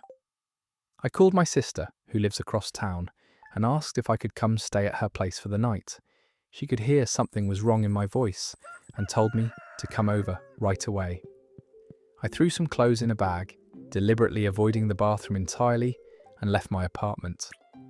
I spent that night on her couch, unable to explain to her what had happened because it sounded so completely insane. I made up something about thinking I'd heard someone trying to break in and just needing a night to feel safe. The next morning, I went back to my apartment. I had to. I had work and responsibilities, and I couldn't just abandon my home because of a mirror. I stood outside the bathroom door for probably 5 minutes, gathering courage, before finally opening it. The mirror looked completely normal. The handprint in the condensation was long gone, of course, evaporated naturally. I approached the sink cautiously and looked at my reflection. Everything was as it should be. Perfect synchronization, matching movements, normal behavior. For about a week, nothing unusual happened. I used the bathroom normally, though I was hyper-aware of the mirror every single time, watching my reflection carefully for any sign of independent movement or behavior. I started to convince myself that maybe I'd experienced some kind of stress-induced episode, that the whole thing had been a one-time occurrence brought on by exhaustion or anxiety I hadn't realised I was carrying. But then last Tuesday, it happened again. I was washing my hands before bed, and I noticed my reflection's chest wasn't moving in sync with my breathing. I was taking normal breaths, but my reflection appeared to be breathing slower, deeper, like it was deliberately controlling its respiration in a different pattern than mine. And when I held my breath to test whether the reflection would match me, it kept breathing. Slow and steady, its chest rising and falling while mine remained still. I haven't used that mirror since. I've been brushing my teeth and washing my face at the kitchen sink, and I keep the bathroom door closed unless absolutely necessary. I've tried researching whether anyone else has experienced anything like this, but most of what I find is obviously fictional stories or people who are clearly describing dreams or hallucinations. Nothing that matches the specific, detailed, consistent wrongness of what I've been experiencing. The thing that terrifies me most isn't just that my reflection is acting independently, it's the growing certainty I have that there's something conscious on the other side of that mirror. Something that looks like me, exists in a space that's identical to my bathroom, but is separate from me in ways that violate everything I understand about reflections and reality. And whatever it is, it's aware of me. It's watching me. That smile, that curious expression, the way it pressed its hand against the mirror. These weren't random glitches or optical illusions. They felt intentional. They felt like someone or something was trying to get my attention, maybe even trying to communicate. I don't know what to do about this. I can't exactly call a repair person to fix a mirror that's showing impossible things. I can't go to a doctor and explain that my reflection has developed autonomy without sounding completely unhinged. And I can't just move out of my apartment because I'm scared of a mirror. That's not practical or financially feasible. So I'm stuck living with this knowledge that there's something wrong with the fundamental fabric of reality in my bathroom. And I have no idea if it's going to get worse, if whatever is on the other side is going to try to do more than just watch me. I've started covering the mirror with a bedsheet when I absolutely have to go into that bathroom. I can't see my reflection that way, which should make me feel better, but it doesn't. Because now I'm aware that even when I can't see it, my reflection is probably still there behind that sheet, existing independently, doing things I can't monitor or predict. The thought of it standing there, in that reflected bathroom, maybe staring at the covered mirror from its side, waiting for me to uncover it again, that thought makes my skin crawl. That story reminds us that mirrors might be more than simple reflections of light and matter, and that the boundary between our world and whatever exists in that reversed space might be thinner and more permeable than we've ever wanted to believe. Our next story comes from someone who discovered that a photograph they took captured something that definitely wasn't there when they pressed the shutter, and the discovery has left them with more questions than answers about what cameras can actually see. I'm a photographer by hobby, not professionally or anything, but I take it pretty seriously. I've got a decent DSLR camera, I understand composition and lighting, and I spend most of my free weekends out shooting landscapes and street photography. I've been doing this for about 7 years now, and I've taken probably tens of thousands of photos in that time. Never once have I captured anything unexplainable or strange until last month, and what showed up in one of my images has completely messed with my head. I was doing a solo hiking trip in the White Mountains of New Hampshire, taking advantage of one of the first really nice days of spring. The snow had mostly melted except for some patches in the shadier areas, and the weather forecast promised clear skies and temperatures in the low 60s. Perfect conditions for hiking and photography. I'd planned to spend the whole day on the trails, hitting a few different viewpoints I'd scouted on previous trips. Around midday, I reached this overlook that I'd been excited to photograph. It's not one of the famous scenic spots that draws huge crowds, just a nice elevated area with views across a valley toward distant mountain ridges. There was nobody else around when I got there, which was exactly what I'd hoped for. I hate having other hikers accidentally wander into my shots, and the solitude made the whole experience more peaceful. I spent probably 30 minutes at that overlook, taking shots from different angles, trying different exposures and compositions. The lighting was beautiful, with some high clouds creating interesting patterns of light and shadow across the landscape. I was completely absorbed in the work, moving around the overlook area, crouching down for lower angles, climbing up on rocks for higher perspectives. Just totally in the zone the way you get when you're creating something and everything is flowing right. One of the last shots I took was from the furthest edge of the overlook, where there was a large, flat boulder that gave me an elevated position. I climbed up onto it, set up my tripod to keep the camera steady, and composed a shot, looking northeast across the valley. I remember the moment clearly because I was particularly happy with how the composition was working out. The foreground had some interesting texture from smaller rocks and sparse vegetation. The middle ground showed the valley floor with a stream cutting through it, and the background had those layered mountain ridges fading into the distance. It was exactly the kind of shot I'd been hoping to get. I took 3 or 4 frames with slightly different exposures to make sure I captured the dynamic range properly, then packed up my gear and continued on with my hike. I spent another few hours on the trail, stopped at 2 more locations to shoot, and then headed back to my car as the afternoon was transitioning into evening. The whole day felt successful and productive, exactly the kind of outing that reminds me why I love photography and hiking. That evening, back at my apartment, I transferred all the day's photos to my computer and started going through them to see what I'd captured.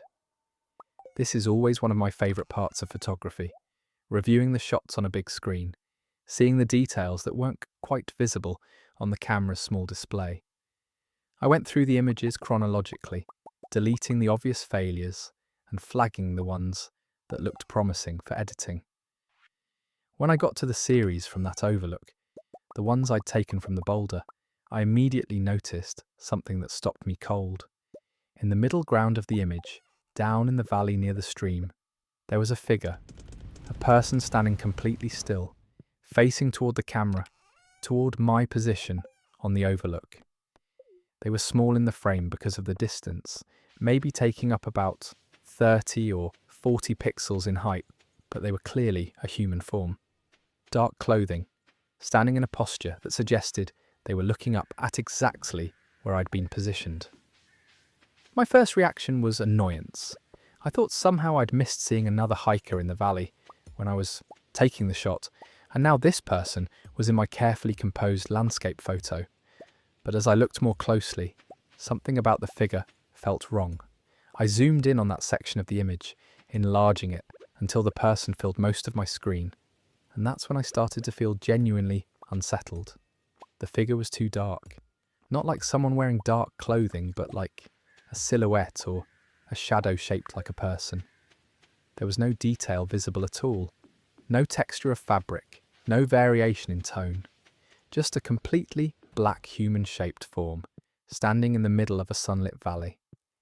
Everything around this figure was properly lit and detailed. I could see individual rocks, the texture of grass, the sparkle of water in the stream. But the figure itself was just this flat, absolute darkness. I pulled up the other frames I'd taken from the same position, the ones shot just seconds before and after this image. The figure wasn't in any of them. Same composition, same lighting, same everything, but in those other frames, the spot where the figure appeared was just empty valley floor, with the stream visible in the background. This person, or whatever it was, had only appeared in one single frame out of the 4 I'd taken in rapid succession. I sat back from my computer, trying to work through logical explanations. Could it have been another hiker who just happened to walk into that exact spot during the fraction of a second my shutter was open, and then moved out of frame before the next shot? That seemed incredibly unlikely, given how still and centered the figure appeared, and the fact that I'd taken the photos only about 2 seconds apart. Could it have been a shadow cast by something? But the sun angle was wrong for that, and shadows don't look like freestanding human figures in the middle of an open area. I examined the metadata embedded in the image file, checking all the technical details. The exposure settings were normal, the timestamp was correct, nothing suggested any kind of camera malfunction or corruption of the image file. I looked at the raw file, not just the processed JPEG, to make sure this wasn't some artifact introduced during the camera's internal processing. The figure was there in the raw file too, exactly the same. Over the next few days, I became somewhat obsessed with this image. I showed it to a few photographer friends, asking them what they thought might have caused it. The responses ranged from speculation about lens flare taking on a weird shape, to suggestions that maybe there had been a hiker I didn't notice, to one person half-jokingly saying it looked like a ghost or shadow person. None of these explanations felt adequate to me because I'd been there. I'd seen that valley with my own eyes while composing the shot, and there had been nothing in that location. I decided I needed to go back to that exact spot and try to recreate the conditions to see if I could figure out what had caused this anomaly. 2 weeks after the original hike, I made the trip again.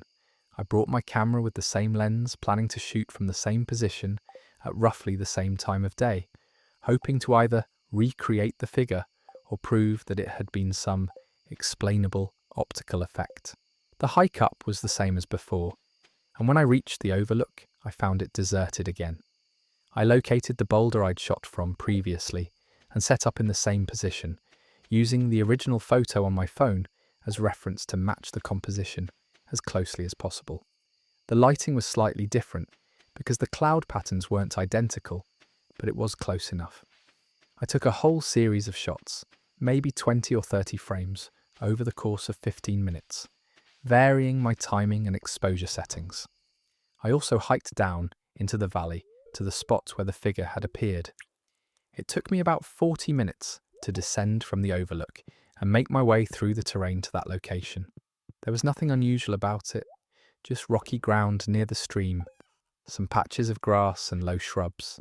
Nothing that would cast a human-shaped shadow or create any kind of optical illusion. I took photos from that position, looking back up at the overlook, documenting the viewpoint from both directions. When I got home and reviewed all the new photos, the figure wasn't in any of them. Every single frame showed the same empty valley I'd seen with my eyes. Whatever had appeared in that one photograph from my previous trip either couldn't be recreated or had been something that only manifested in that specific moment. I started researching cases of unexplained figures appearing in photographs, thinking maybe this was some documented phenomenon that science had already explained. What I found was mostly paranormal websites claiming that cameras can capture spirits or entities invisible to human eyes, which didn't satisfy me as an explanation because I don't really believe in that kind of thing. But I also couldn't find any credible scientific explanation for how a perfectly clear, detailed photograph could show a human-shaped figure that definitely wasn't there when the photo was taken. The thing that disturbs me most is how deliberately positioned the figure appears. It's not off to one side or partially obscured or blurry like you might expect from some kind of accident or artifact. It's standing right in the centre of a clearing, perfectly framed in the composition, facing directly toward where I was standing. The posture and positioning feel intentional, like whatever this was wanted to be seen, wanted to be captured in that photograph.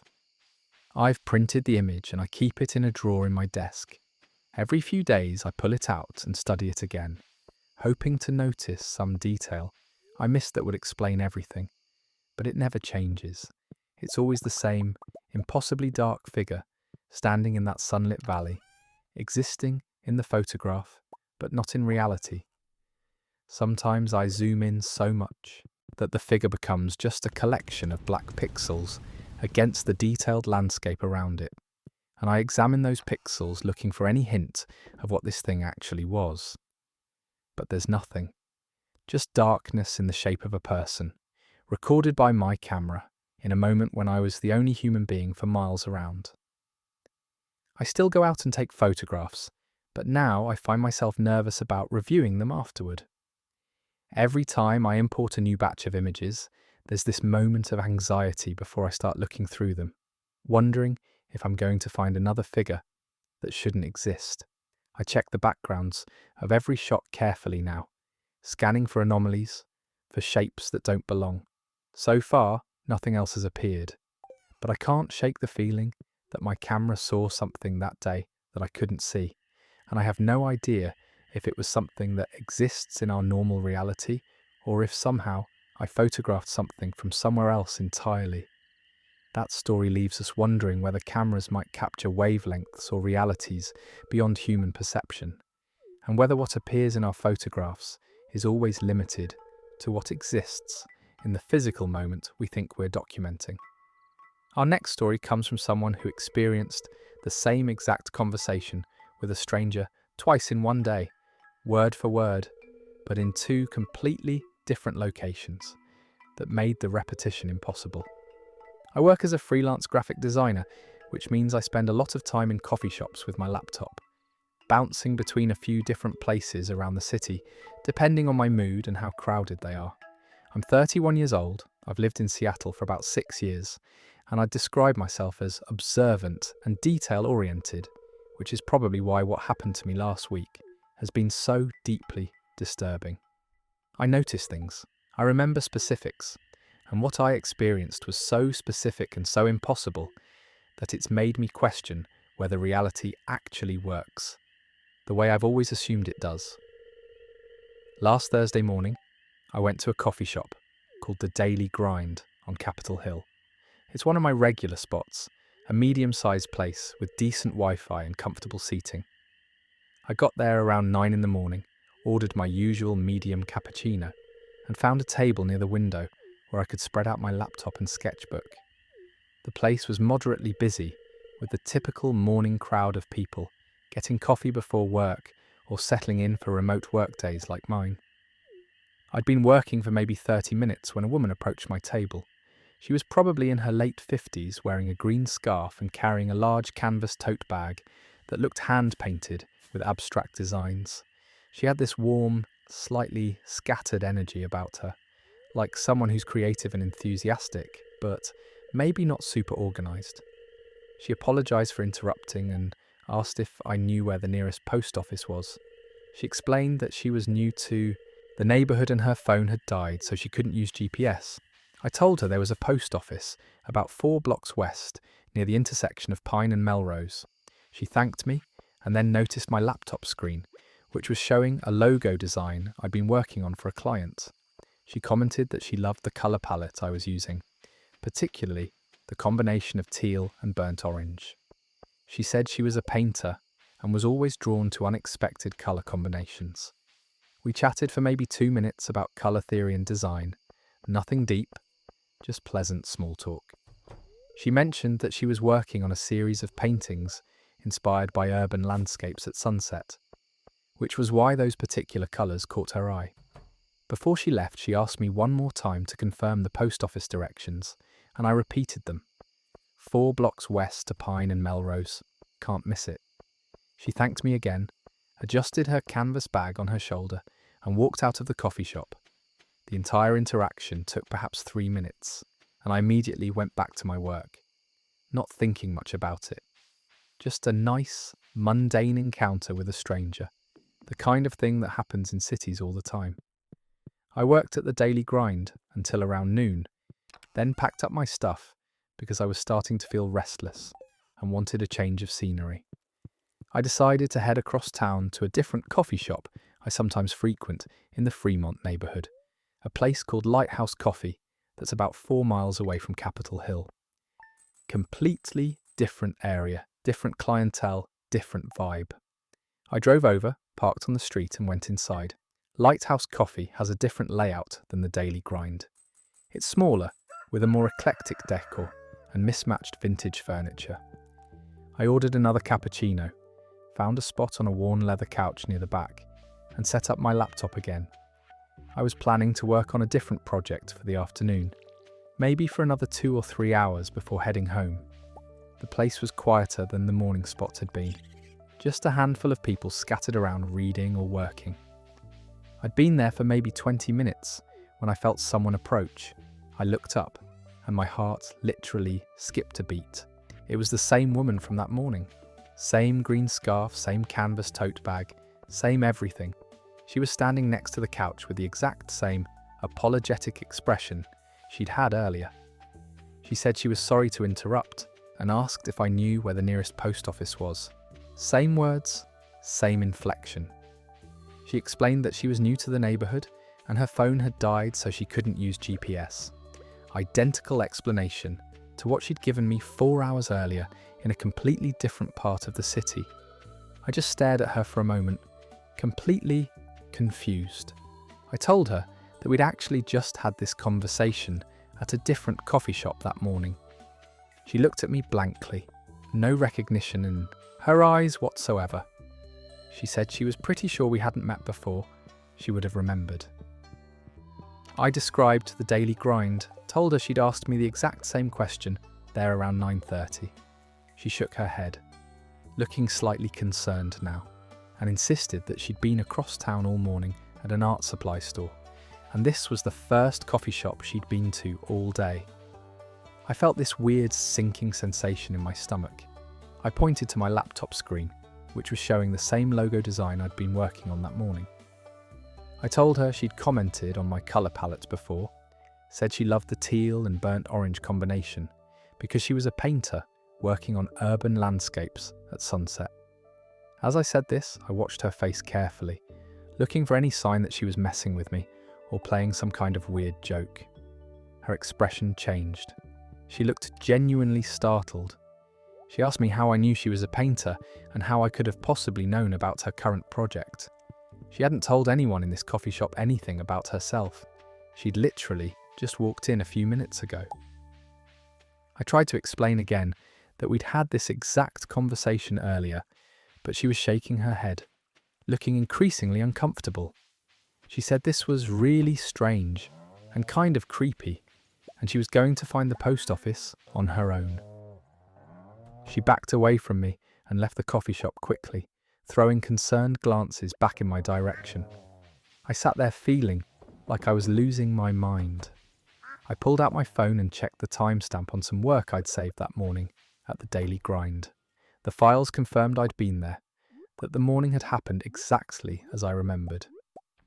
I looked at my location history, which showed my movement from Capitol Hill to Fremont around noon. Everything in my phone confirmed the timeline I knew was real, but how could I have had the identical conversation with the same woman twice? I tried to rationalize it. Maybe she had been at the daily grind that morning and had forgotten, but she'd shown no recognition of me at all, and it's not like I have a forgettable face, or our interaction had been so brief she wouldn't remember. We talked about her paintings, about colour theory. That's not the kind of conversation you have and forget 3 hours later. And her surprise when I mentioned details about her work seemed completely genuine. Maybe it was a twin or look-alike, but the scarf, the bag, the specific hand-painted design on that bag, even the way she adjusted it on her shoulder, everything was identical. The statistical probability of two different women looking that similar and asking me the exact same question about post offices in the exact same words seemed impossible. I packed up my laptop and left Lighthouse Coffee, too unsettled to keep working. I drove around the Fremont neighbourhood looking for the woman, though I'm not even sure what I would have said if I'd found her. I just needed to confirm somehow that she was real, that this had actually happened. I didn't see her anywhere. That evening I couldn't stop thinking about it. I tried to map out explanations that would make sense. Had I somehow lost time? Had there been only one encounter and I'd imagined or dreamed the other? But no, I had timestamps, location data, saved work files that confirmed I'd been in both places at the times I remembered. Had the woman been lying about not remembering our first conversation? But why would anyone commit to such a pointless and elaborate deception with a complete stranger? The explanation I keep coming back to, as impossible as it sounds, is that somehow I experienced the same event twice in two different locations, like reality had branched or stuttered, and the same moment played out in two separate places, with me as the only constant between them. I was the only one who experienced both versions, which is why the woman had no memory of our first interaction. In her timeline, her reality, we'd only met once at Lighthouse Coffee. She'd never been to the daily grind that morning. but in my experience, my reality, I'd lived through both encounters. Over the past week, I've been going back to both coffee shops regularly, hoping to see her again, hoping to find some way to make sense of this. I've asked the baristas if they remember seeing a woman matching her description. At the daily grind, one barista vaguely recalled someone with a green scarf that morning, but wasn't certain. At Lighthouse Coffee, no one remembered her at all, even though I'd been sitting there when she came in and left.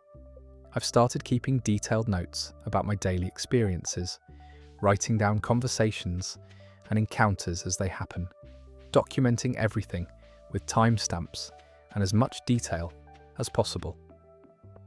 I'm terrified that this might happen again, that I might experience another duplicated moment and not realize it until it's too late, or worse, that I'm experiencing duplicates all the time and just haven't been paying close enough attention to notice. The thing that bothers me most is the question of which version was real. Did I actually meet that woman twice, or did I somehow experience one encounter and then re-experience it like an echo or a replay? If reality can repeat itself like that, if the same moment can happen in multiple locations with only one person aware of the duplication, what does that mean about the nature of time and space and consciousness? Am I the one experiencing a glitch, or is reality itself glitching and I just happen to notice? I found myself looking up theories about parallel universes and quantum mechanics, trying to find some framework that would explain what I experienced. There's this idea that every moment branches into infinite possibilities, and usually we only experience one branch, one timeline. But what if occasionally something goes wrong with that branching? What if sometimes a person gets caught between branches and experiences versions of events that are happening simultaneously in different locations? I don't have answers. I just have this memory of a 3-minute conversation that happened twice, identically, with a woman who only remembers it happening once. And I have this growing awareness that the world might be far stranger and more unstable than I ever imagined. That the solid, predictable reality I've always trusted might actually be full of seams and glitches and moments where the same thing happens more than once in ways that shouldn't be possible.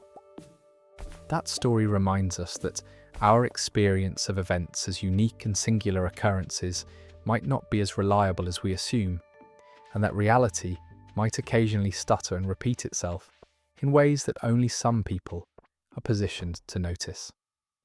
Our next story comes from someone who found an item in their apartment that they know they threw away years ago. But the impossible part isn't just that it returned, it's that it came back aged and weathered in ways that don't match any timeline that makes sense. I'm 27 years old, and I've been living in the same apartment in Boston for the past 4 years. It's a small one-bedroom place in an older building.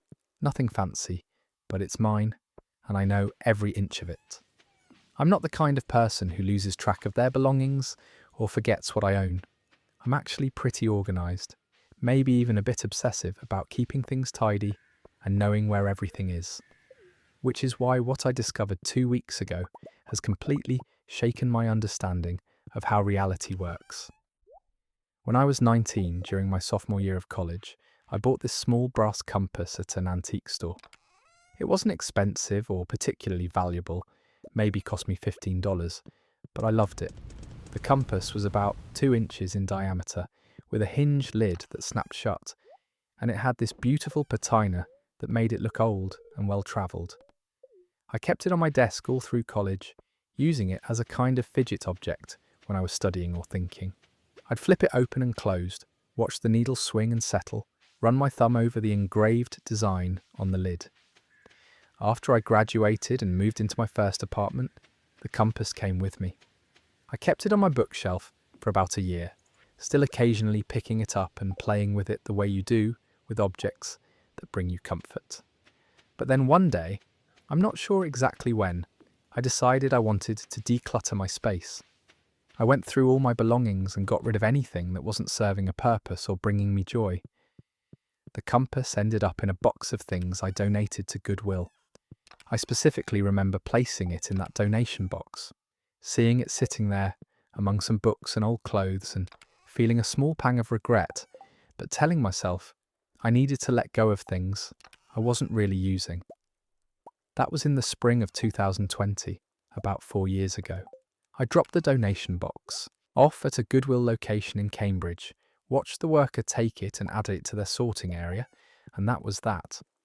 I never thought about the compass again, honestly. It was just one of dozens of small possessions I'd let go of over the years, nothing particularly significant in the scheme of my life. Fast forward to 2 weeks ago.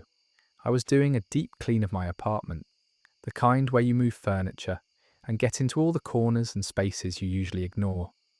I was cleaning under my bed, which I'll admit I don't do as often as I should, and my hand bumped against something hard wedged between the wall and the bed frame. I pulled the object out, figuring it was probably a book or a shoe, or something I'd accidentally kicked under there months ago. It was the compass, my compass, the exact same brass compass I'd donated to Goodwill 4 years earlier. My first reaction was confusion.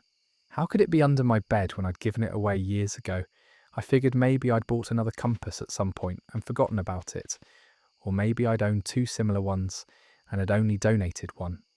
But as I turned it over in my hands, I recognised every specific detail, the particular pattern of the patina, a small dent on one edge that I'd accidentally made by dropping it on a tile floor during college, the way the hinge was slightly loose so the lid didn't snap shut quite as firmly as it should. This wasn't a similar compass, this was the exact same object. I sat there on my bedroom floor, holding this impossible thing, trying to work through how it could have ended up back in my apartment. Had I not actually donated it? Had I taken it out of the donation box at the last minute and forgotten? But no, I had a clear memory of seeing it in that box at Goodwill, watching the worker take the box from me. Had someone found it at Goodwill, bought it, and somehow it had made its way back to me through some bizarre chain of coincidences? That seemed absurdly unlikely. Then I noticed something that made the situation even stranger. The compass looked older than I remembered. Not just 4 years older, but decades older. The brass had developed a much deeper, darker patina, the kind that takes years of exposure to develop.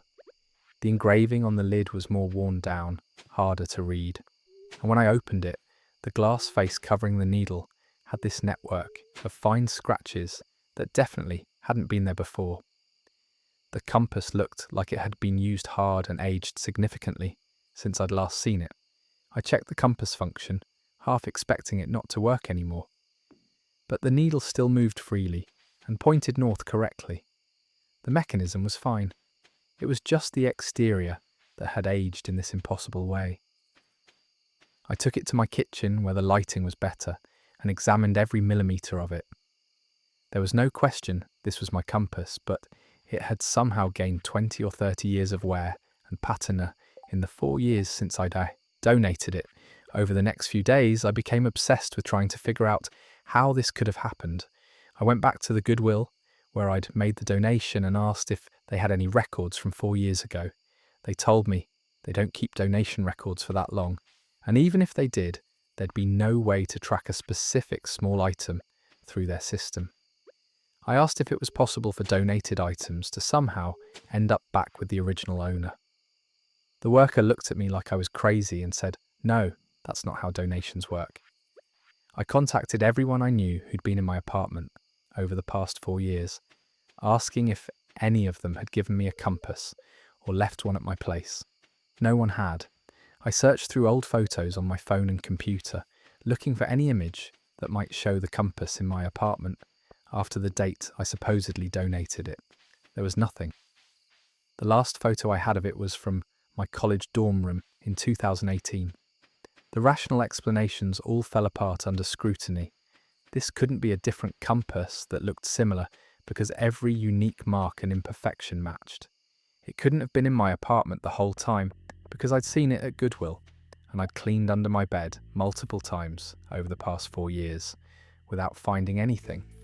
It couldn't have been recently purchased and planted by someone as a prank, because no one else knew about this compass or its significance, and the aging on it was genuine, not artificially created. I started researching cases of objects reappearing after being discarded or lost. Most of what I found was anecdotal stories with no real documentation.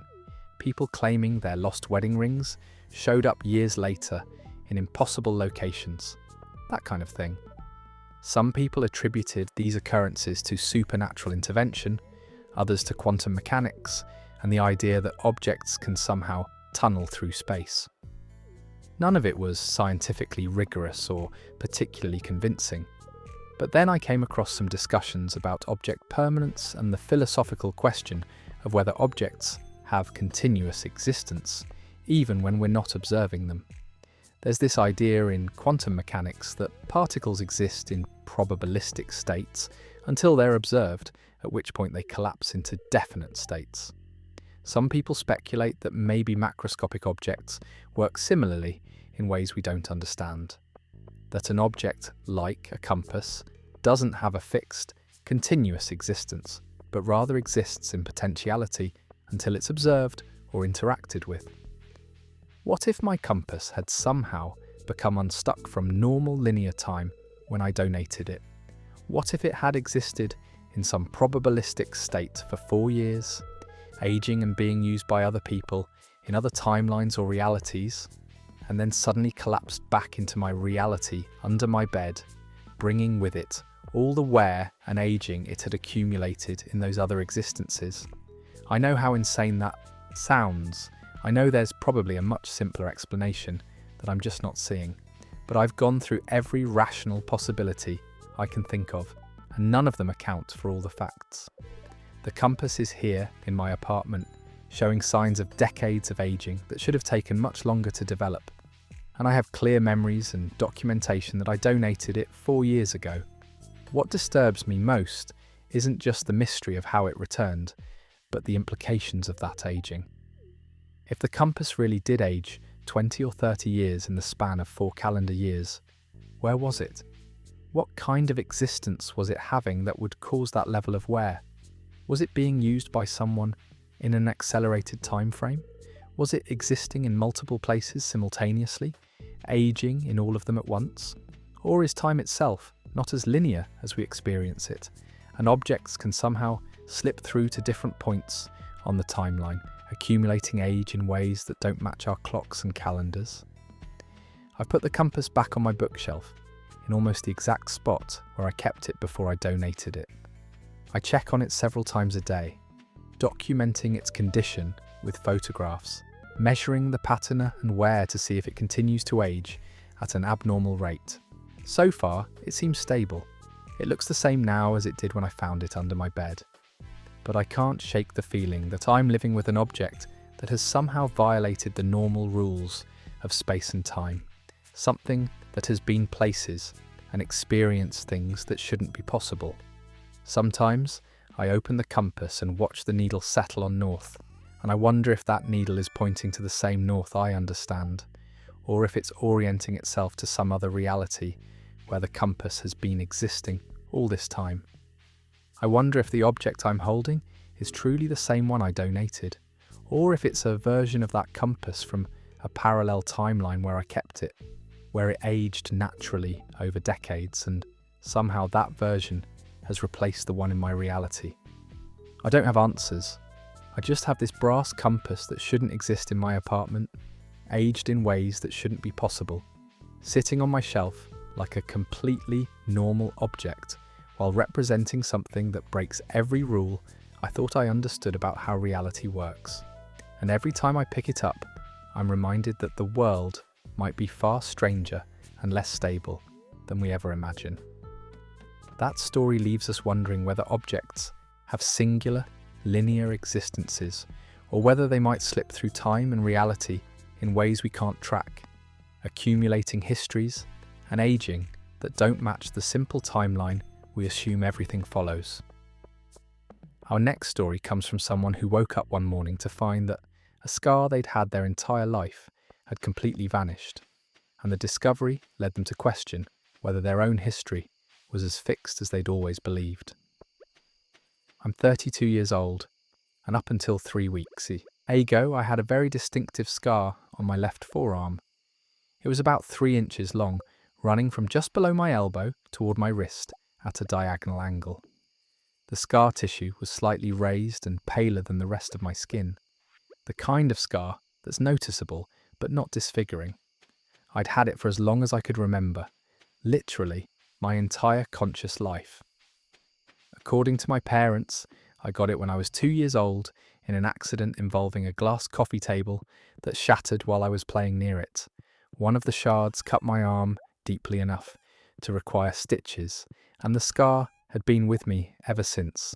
That scar was part of my identity in the way that physical features become integrated into your self-image. I saw it every time I looked at my arms, every time I got dressed or showered or applied lotion. I'd trace my finger along it absent-mindedly when I was thinking. People would occasionally ask about it, and I'd tell the coffee table story. It was just there, permanent and unchanging. One of those physical facts about my body that I never questioned. On a Monday morning in late March, I woke up around 7, hit the snooze button on my alarm, and lay in bed for a few extra minutes, scrolling through my phone like I do every morning. Eventually, I dragged myself out of bed and stumbled into the bathroom to start my morning routine.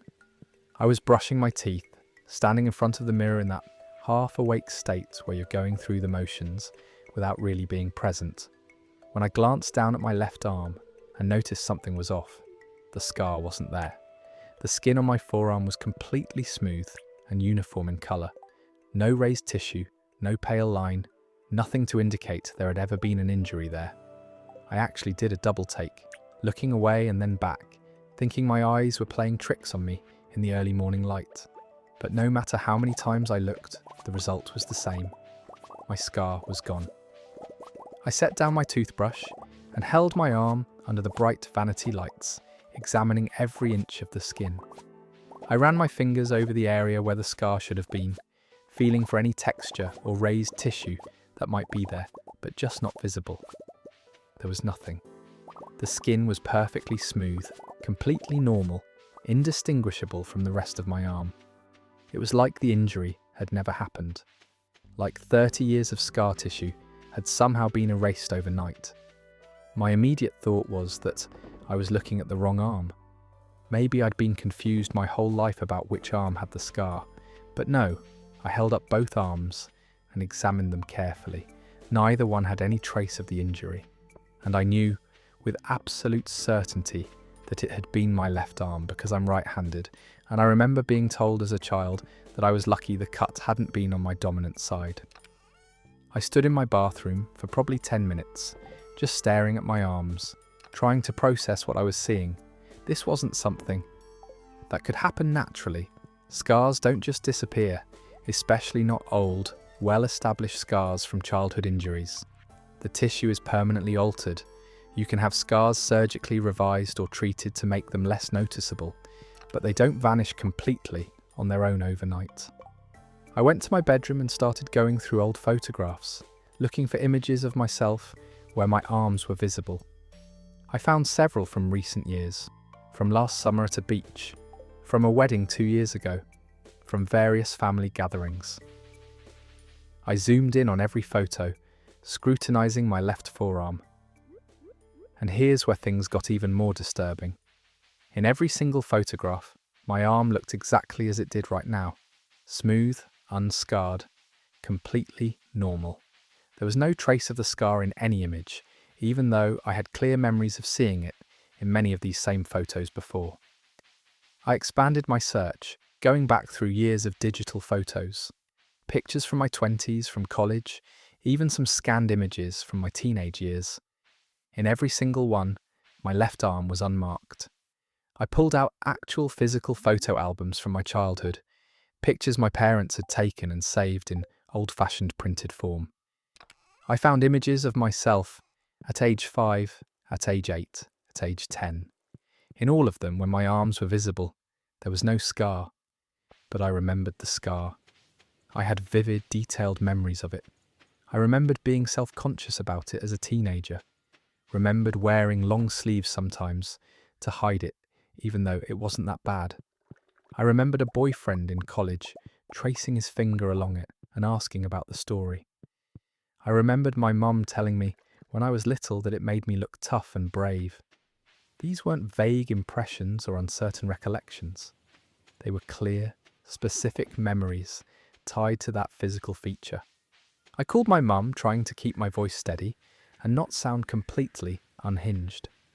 I asked her about the coffee table accident from when I was 2. There was a long pause on the other end of the line. She asked what I was talking about. I described the story as I remembered it. The glass table shattering, my arm getting cut, the stitches. She told me that nothing like that had ever happened. She said I'd been a pretty careful child and had never had any serious injuries that required stitches or emergency room visits. I insisted that this had happened, that I'd had a scar on my left forearm my entire life. She was quiet for a moment and then said gently that she didn't know what I was remembering, but it hadn't happened. She suggested maybe I was confusing my own history with someone else's story I'd heard, or perhaps I'd had a very vivid dream as a child that I'd mistaken for a real memory. The concern in her voice was evident. She was worried about me.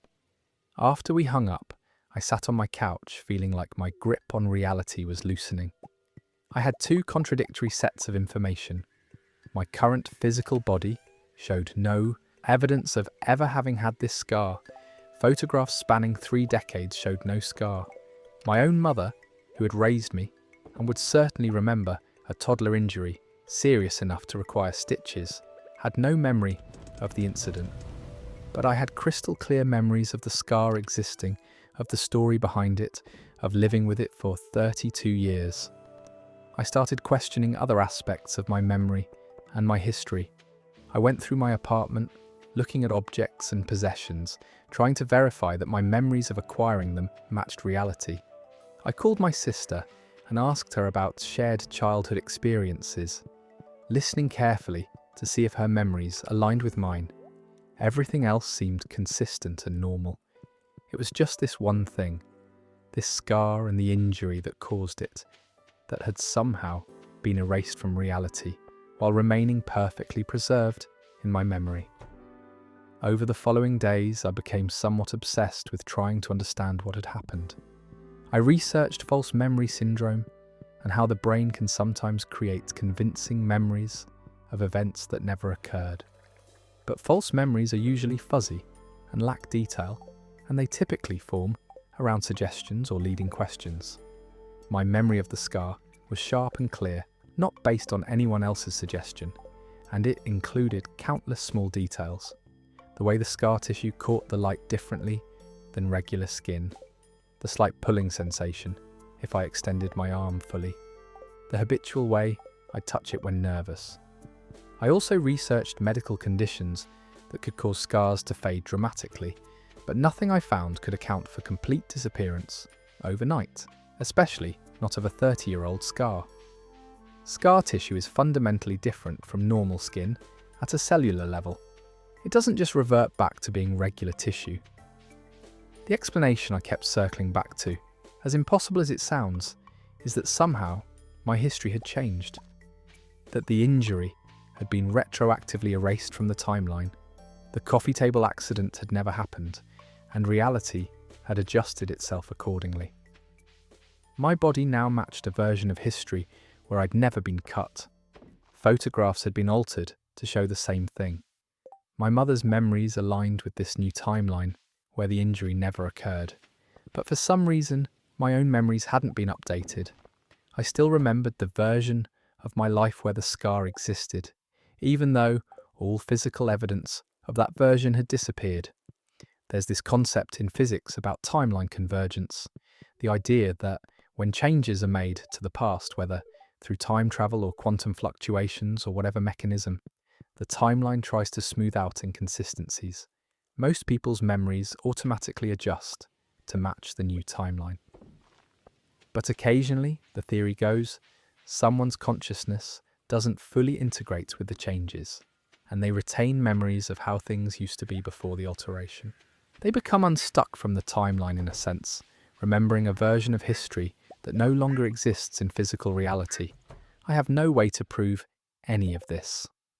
If I tell people that I used to have a scar that has now vanished along with all evidence it ever existed, they'll think I'm either confused or experiencing some kind of mental health crisis. And maybe I am. Maybe the rational explanation is that I somehow developed a false memory of having a scar, that my brain constructed this elaborate backstory that I convinced myself was real. But that explanation doesn't feel right. The memory is too solid, too integrated with everything else I remember about growing up and living in my body. What terrifies me is the question of what else might have changed that I haven't noticed yet.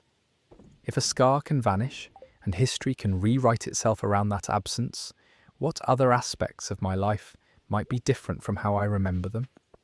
Are there other physical features I used to have that are now gone? Are there events I remember that no longer happened? Are there people I knew who have been erased from the timeline entirely, leaving me as the only one who remembers they existed? I've started keeping a detailed journal now, documenting everything about my current reality, taking photographs of my body and my surroundings, recording conversations with family and friends. I'm trying to create a snapshot of how things are right now, so that if anything else changes, if reality shifts again, I'll have a record to compare against. I'll be able to identify what's different, even if everyone around me insists things have always been this way. I look at my left forearm dozens of times a day, still expecting to see the scar there, still feeling phantom sensations of tracing my finger along raised tissue that no longer exists. And I'm left wondering whether I'm the one experiencing a glitch in reality, or whether I'm the only one who's aware that reality has glitched, leaving me stranded with memories of a version of my life that the universe has decided never happened. That story reminds us that the permanence of our physical bodies and our personal histories might not be as absolute as we believe, and that occasionally someone might find themselves remembering a version of their own life that no longer matches the world around them. Our next story comes from someone who received a voicemail from themselves that was left 3 days in the future, and the message contained information about events that hadn't happened yet, but eventually did exactly as described. I'm 28 years old, and I work as an accountant for a mid-sized firm in Denver. My life is pretty routine and predictable, which is exactly how I like it. I'm not the kind of person who believes in premonitions or psychic phenomena or anything that can't be explained through logic and science. But something happened to me last month that I absolutely cannot explain, no matter how many times I go over it, and it's fundamentally changed how I think about time and causality and whether the future might somehow be able to reach backward and touch the present. On a Wednesday afternoon in early April, I was sitting at my desk at work going through spreadsheets when my phone buzzed with a notification that I'd received a voicemail. This was slightly unusual because my phone hadn't rung. I'd been sitting right there with the phone on my desk the whole time, and there had been no incoming call, no missed call notification, nothing. Just suddenly a voicemail appeared in my inbox, as if it had materialized out of nowhere. I picked up my phone to check who the voicemail was from, and my stomach did this weird flip when I saw the caller ID. It showed my own name and my own phone number. According to the notification, I had left myself a voicemail. The timestamp said it had been received at 2:17 in the afternoon, which was exactly the current time. But the message details showed something that made no sense at all. The date stamp on the voicemail said it had been left on Saturday, April 15th, at 2:17 in the afternoon. Today was Wednesday, April 12th. The voicemail was dated 3 days in the future. I stared at my phone screen for a long moment, trying to make sense of what I was seeing. Obviously, this had to be some kind of technical glitch. Phone systems malfunction, timestamps get corrupted, weird errors happen with digital communications. There was probably a perfectly rational explanation for why my voicemail app was showing an impossible future date. But my hands were shaking slightly as I pressed play to listen to the message. The voice that came through was unmistakably mine. Not just similar to my voice, but exactly my voice, with the same slight rasp I have from years of seasonal allergies, the same cadence and speech patterns I recognise from hearing myself on recordings. The audio quality was clear, not distorted or corrupted in any way, and what the voice said made my blood run cold. The message said that I was calling from Saturday afternoon to warn myself about several things that were going to happen over the next few days. My voice, said that on Thursday morning, my car wouldn't start because of a dead battery, and I should charge it overnight or arrange alternate transportation to work. It said that on Friday evening, I was going to receive an email from my boss about a major error in the Hutchinson account that would require me to work through the weekend to fix, and I should review that account now to catch the error before it became a problem. And it said that on Saturday morning, I was going to spill coffee all over my laptop, and I should back up all my important files immediately. The message ended with my own voice saying that I knew this sounded crazy, and I probably wouldn't believe it, but I should trust myself and take these warnings seriously. Then the call disconnected. The total message length was 41 seconds. I sat at my desk feeling like the floor had dropped out from under me. This had to be a prank. Someone had used audio editing software to create a fake message using my voice. Or maybe an AI voice generator had synthesized something that sounded like me. But who would do that? And how would they have predicted specific things that were supposedly going to happen to me? And how would they have gotten the message into my voicemail system with a future timestamp? I spent the rest of the workday completely distracted, unable to focus on the spreadsheets in front of me. I kept replaying the voicemail, listening to every inflection and word choice, trying to convince myself it wasn't really my voice, but it was. I knew my own voice well enough to be absolutely certain. Every detail was correct, even the way I tend to say my R sounds slightly softer than most people. That evening when I got home, I checked my car battery. It tested fine on my portable battery tester, showing a strong charge with no indication of problems. I felt a mixture of relief and confusion. Maybe the voicemail had been wrong. Maybe this whole thing really was just an elaborate prank or a weird technical glitch combined with coincidence. But just to be safe, I plugged in my battery charger overnight anyway, following the warning from the message. Thursday morning came, and when I went out to my car to drive to work, I turned the key and it started immediately, with no issues whatsoever. The battery was fully charged from being plugged in overnight, so I had no way of knowing whether it would have been dead otherwise. I felt foolish for having taken the voicemail seriously, like I'd been scared by a ghost story and was jumping at shadows. I went to work and tried to put the whole strange incident out of my mind. But Thursday afternoon, I found myself pulling up the Hutchinson account files that the voicemail had mentioned. I told myself I was just doing routine double-checking, not because I believed a message from the future, but because it was good practice to review major accounts periodically. As I went through the files, my heart rate started increasing. I found an error, a significant transposition mistake in one of the quarterly reports that would have thrown off all the subsequent calculations.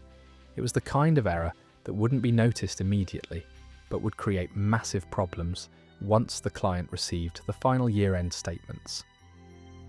I spent several hours Thursday evening correcting the error and verifying all the related calculations. When I was done, the Hutchinson account was clean and accurate. On Friday, I waited to see if I would receive that email from my boss about the account. 5 o'clock came and went with no email. 6 o'clock, nothing. I started to think that maybe by fixing the error early, I'd changed the timeline and prevented the email from ever being sent. The future had been altered by my actions in the present. Friday evening I went home feeling oddly triumphant, like I'd somehow beaten fate or outsmarted time itself. I'd received a warning from my future self and had used that information to prevent a problem before it occurred.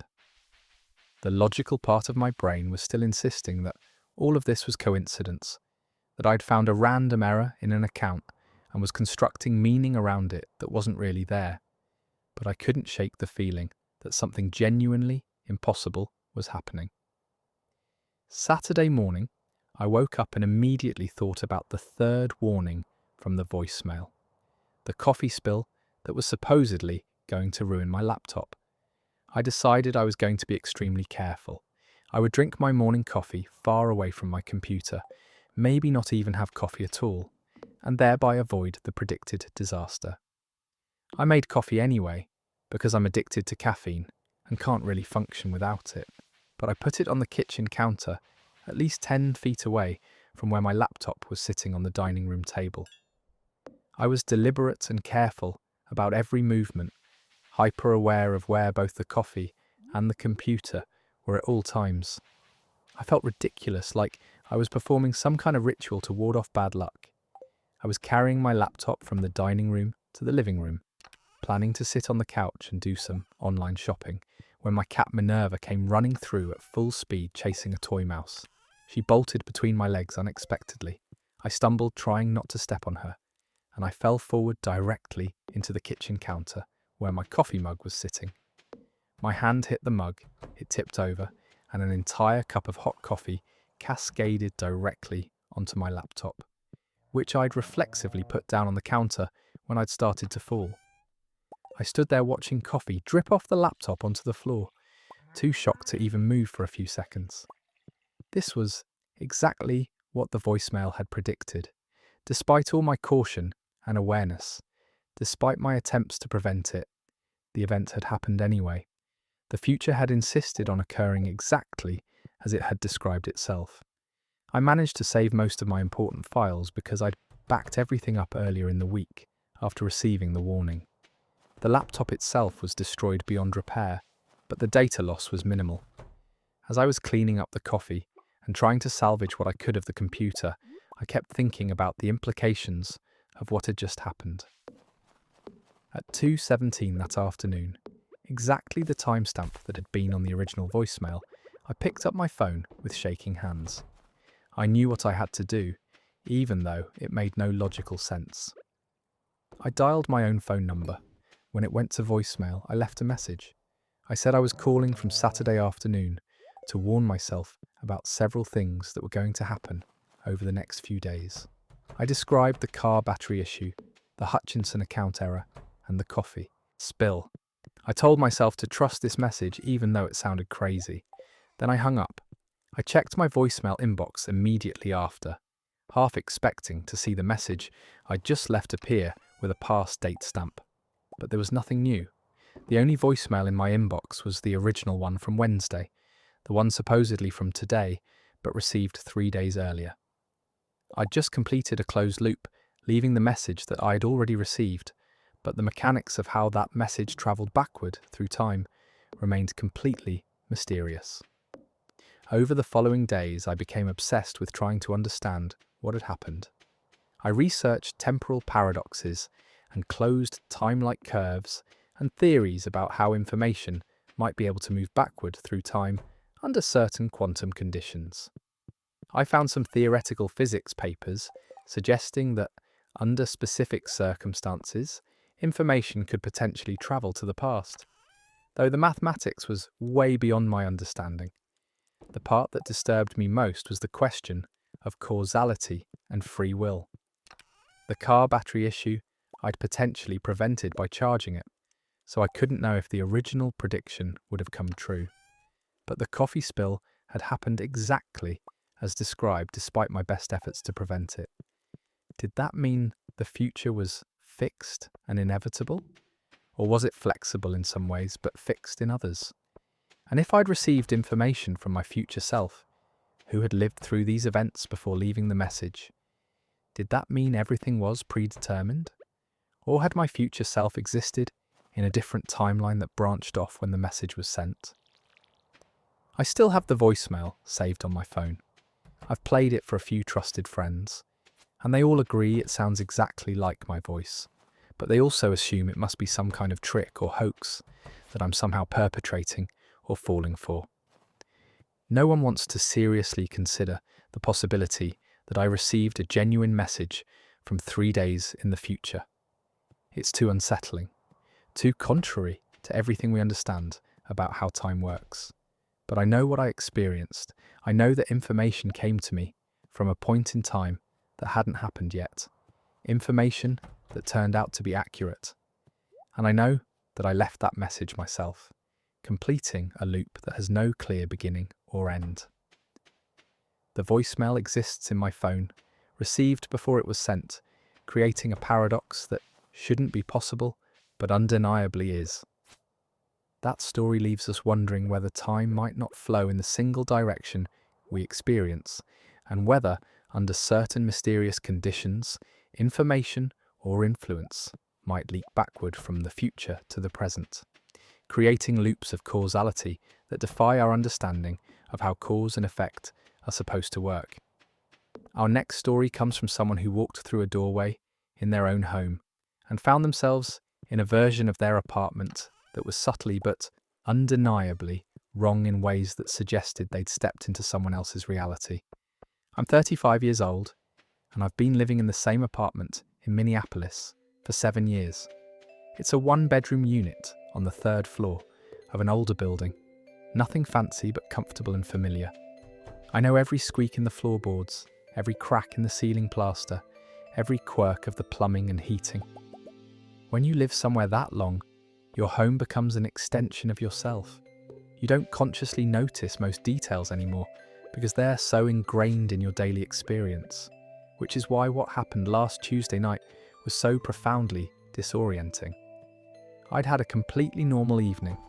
Got home from work around 6:30, made dinner, watched some TV, did the dishes. Around 10 o'clock, I decided to get ready for bed. I was in my living room, turned off the television, and walked down the short hallway toward my bedroom like I'd done thousands of times before. It's maybe 10 steps from the living room to the bedroom door. I pushed open the door, which I'd left halfway closed earlier, and stepped into my bedroom. Except it wasn't quite my bedroom. Not exactly. The layout was the same.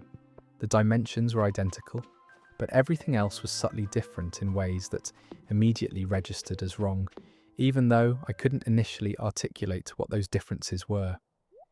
It was like walking into an uncanny valley version of my own space, something that was almost right but fundamentally off in some indefinable way.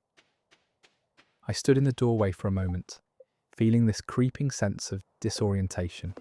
The bed was in the same location, but the comforter was a different colour. I have a dark blue duvet cover, kind of a navy shade. The bed in front of me had a comforter that was more of a teal or turquoise colour, similar but distinctly different. My nightstand was there, but it was a lighter wood tone than I remembered. The lamp on the nightstand was the same basic style as mine, but the shade was beige instead of white. I backed out of the room into the hallway, my heart starting to pound. I looked around at the hallway itself, trying to orient myself and figure out what was happening. Had someone broken into my apartment and redecorated while I was watching TV? That made no sense. Had I somehow walked into a neighbour's apartment by mistake? But I'd come from my own living room, through my own hallway, and the door had been where my bedroom door always was. I walked back into the living room, which looked completely normal and familiar. My couch, my coffee table, my bookshelf with all my books arranged exactly as I'd left them. Everything was correct. I could see my keys and wallet sitting on the kitchen counter where I'd placed them when I got home. This was definitely my apartment. But when I turned and looked down the hallway toward the bedroom again, I could see through the open door that the room beyond still had that wrong, teal-coloured comforter. I forced myself to walk back down the hallway and into the bedroom, trying to catalogue all the differences I was seeing. The walls were the same colour, a pale grey that I'd painted them 3 years ago. The window was in the right place, looking out onto the same view of the alley behind the building, but the curtains were different, a lighter fabric than my dark grey blackout curtains. The dresser against the far wall was the same basic piece of furniture, but the handles on the drawers were brushed nickel instead of the oil-rubbed bronze ones I'd installed last year. I opened the closet door, hands shaking slightly. The clothing inside was similar to mine, but not quite identical. I recognised styles and colours I owned, but there were items I'd never seen before, mixed in. A jacket I didn't remember buying, shirts in slightly different shades. It was like looking at someone else's wardrobe that had been curated to match mine, but with all the details slightly off. The most disturbing thing was on my nightstand. There was a framed photograph that I definitely did not own. It showed me, clearly me, at what looked like some kind of outdoor event, standing with a group of people I didn't recognise. I was wearing a shirt I'd never owned, smiling at the camera, with my arm around a woman I'd never met. The photo looked completely legitimate, not photoshopped or doctored in any obvious way. It was just a normal candid shot of me at some gathering that had never happened in my life. I sat down on the edge of the bed, which felt exactly like my bed, and tried to reason through what was happening. The most logical explanation was that I was having some kind of neurological episode, a stroke or a seizure or something that was causing me to perceive familiar things incorrectly. But I felt completely normal otherwise. No headache, no confusion about who I was or where I was supposed to be. My thinking was clear. I just seemed to be in a version of my bedroom that didn't match my memories. I pulled out my phone to call someone, maybe my sister or a friend, but when I looked at the screen, something else was wrong. My wallpaper was different. Instead of a photo of a mountain landscape I'd taken on a hiking trip last summer, it was a photo of a beach sunset I'd never seen before. I opened my Photos app with trembling fingers and started scrolling through recent images. Some of them were familiar, pictures I remembered taking, but mixed in were dozens of photos I'd never seen. Me at restaurants I'd never been to, me with people I didn't know, me at events I'd never attended. I was starting to panic now, my breathing getting shallow and fast. I stood up and walked quickly out of the bedroom, back through the hallway, desperate to get back to the living room, where everything had seemed normal. But as I emerged into the living room space, I noticed differences here too that I'd missed before. The throw pillows on my couch were slightly different colours. There was a plant on the windowsill that I'd never owned, a different set of coasters on the coffee table. It was like my entire apartment was slowly transforming around me, or like I was becoming more aware of how different it was from what I remembered. The wrongness was spreading. Details I'd initially thought were correct, now revealing themselves as subtly off. I felt like reality was becoming unstable, like the world I'd known was being replaced by some alternate version that was similar enough to be confusing, but different enough to be terrifying. I went to my front door and opened it, stepping out into the hallway of my building. The hallway looked normal, the same worn carpet and faded paint I'd seen every day for 7 years. I could hear sounds from neighbouring apartments, televisions and conversations, and the normal ambient noise of people living their lives. I walked to the door of my neighbour's apartment, the one directly across the hall from mine, and knocked. An older woman answered, someone I'd seen around the building but never really talked to. I asked her if she'd noticed anything strange tonight, anything unusual in the building. She looked at me with concern and asked if I was all right. I must have looked as panicked as I felt. I told her I was fine, just checking on something, and retreated back to my apartment. Once inside, I closed and locked the door behind me. I walked through the apartment again, room by room, trying to find anything that was exactly as I remembered it. The bathroom had different towels hanging on the rack. The kitchen had a set of dishes in the cabinet that were similar to, but not identical to, the ones I owned. Even my refrigerator contents were subtly wrong. The same general types of food, but different brands or varieties than I would have bought. I sat on the couch, trying not to completely lose my grip on reality. I attempted to construct a rational explanation. Maybe I'd been living in a dissociative state for weeks or months, making different choices and purchases without fully being aware of them, and I was only now noticing the accumulated changes. But that didn't explain the photograph of me with strangers at an event I had no memory of. That didn't explain my phone being filled with images of experiences I'd never had. The only other explanation, as impossible as it seemed, was that I'd somehow slipped into a parallel version of my own life. A reality where I was still me, still living in this same apartment, but where I'd made slightly different choices and had slightly different experiences. A version of my life that had diverged from my own at some point, creating a timeline where the details were similar but not identical. I spent the rest of that night sitting in the living room, too afraid to go back to the bedroom, too unsettled to sleep. I kept checking my phone, looking at those impossible photographs, trying to jog any memory of the events they depicted. Nothing ever came. They were pictures of a life I hadn't lived, featuring a version of me who seemed happy and social in ways I didn't quite recognise. When morning came, I was exhausted and disoriented. I got ready for work in that strange bathroom with the wrong towels, put on clothes from the closet that fit me perfectly, but included items I didn't remember owning.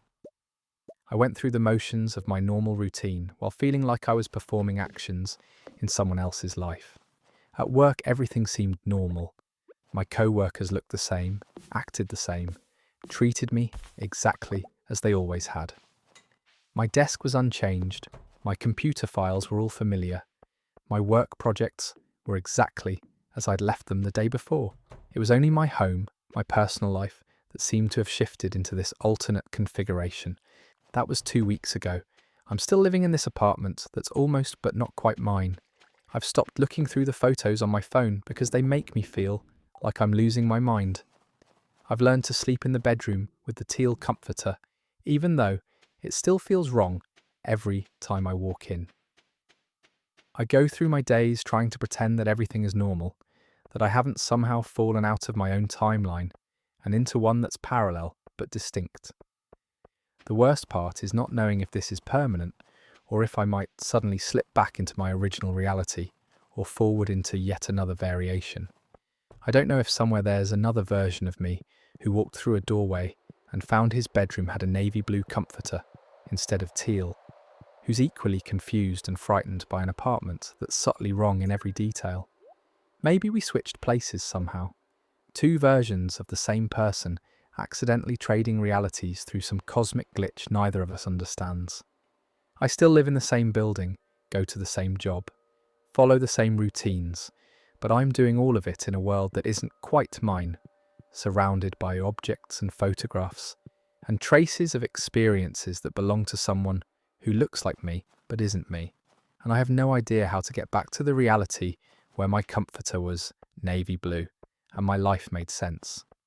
That story reminds us that the continuity of our personal reality might be more fragile than we imagine, and that the familiar spaces we inhabit every day might occasionally become doorways into alternate versions of our own lives where every detail has been slightly rewritten. Our next story comes from someone who encountered their childhood imaginary friend as an adult, except this time other people could see them too, and the encounter raised disturbing questions about what imaginary friends actually are. I'm 29 years old now, but when I was between the ages of 4 and 7, I had an imaginary friend named Marcus. This isn't unusual. Lots of kids have imaginary companions during early childhood. What makes my story different is what happened 3 months ago when I saw Marcus again, 22 years later, and he was exactly as I remembered him, not a day older, and this time he wasn't imaginary at all. As a child, Marcus was as real to me as any physical person. I have vivid memories of playing with him in my backyard, having conversations with him at the dinner table, insisting that my parents leave space for him in the car when we went places. My mum has told me stories about how I would refuse to sit in certain chairs because Marcus was already sitting there, or how I'd set a place for him at meals. In my memory, Marcus looked like a boy slightly older than me, maybe 9 or 10 years old, with dark curly hair and brown eyes. He wore clothes that even at the time seemed old-fashioned to me, like something from another era, button-up shirts and suspenders. Marcus disappeared from my life when I was 7, the way imaginary friends typically do. I don't remember a specific last time I saw him, or a conscious decision to stop believing in him. He just gradually faded from my daily experience as I got older and started school and made real friends. By the time I was 8 or 9, I barely remembered him at all. He became just another vague childhood memory, the kind of thing that comes up occasionally in family stories but doesn't carry any real weight or significance. I grew up, went to college, started a career in software development, moved to Austin, Texas for work. My childhood in Ohio became distant history, a collection of fragmented memories that felt like they belonged to a completely different person. I hadn't thought about Marcus in probably 15 years when what happened 3 months ago turned my understanding of reality completely upside down. I was at a coffee shop near my apartment on a Saturday morning, sitting outside at one of the patio tables, working on some freelance coding project on my laptop. It was a beautiful spring day, warm but not too hot, with a nice breeze. The patio was moderately crowded with other people, enjoying their coffee and the weather. I was deeply focused on my work, in that flow state where hours can pass without you really noticing. At some point, I became aware that someone was standing next to my table. I looked up, slightly annoyed at the interruption, and found myself staring at a boy who looked to be about 9 or 10 years old. He had dark curly hair and brown eyes and was wearing clothes that seemed weirdly out of place. A white button-up shirt with suspenders over dark pants. He was looking directly at me with an expression that seemed both familiar and expectant. My brain didn't make the connection immediately. I just registered that there was a kid standing by my table, maybe lost or looking for his parents. I asked if he needed help with something. He smiled, and that smile triggered something deep in my memory, a recognition so profound it felt physical. Before I could fully process what I was seeing, he spoke. He said my name, the nickname my family had called me when I was little, one that nobody had used in probably 20 years. And then he said his name was Marcus, and he'd been wondering when I'd see him again. I felt like all the air had been sucked out of my lungs.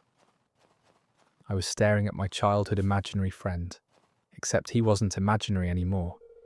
He was standing there in physical reality, casting a shadow on the ground, wearing clothes I could see moving slightly in the breeze.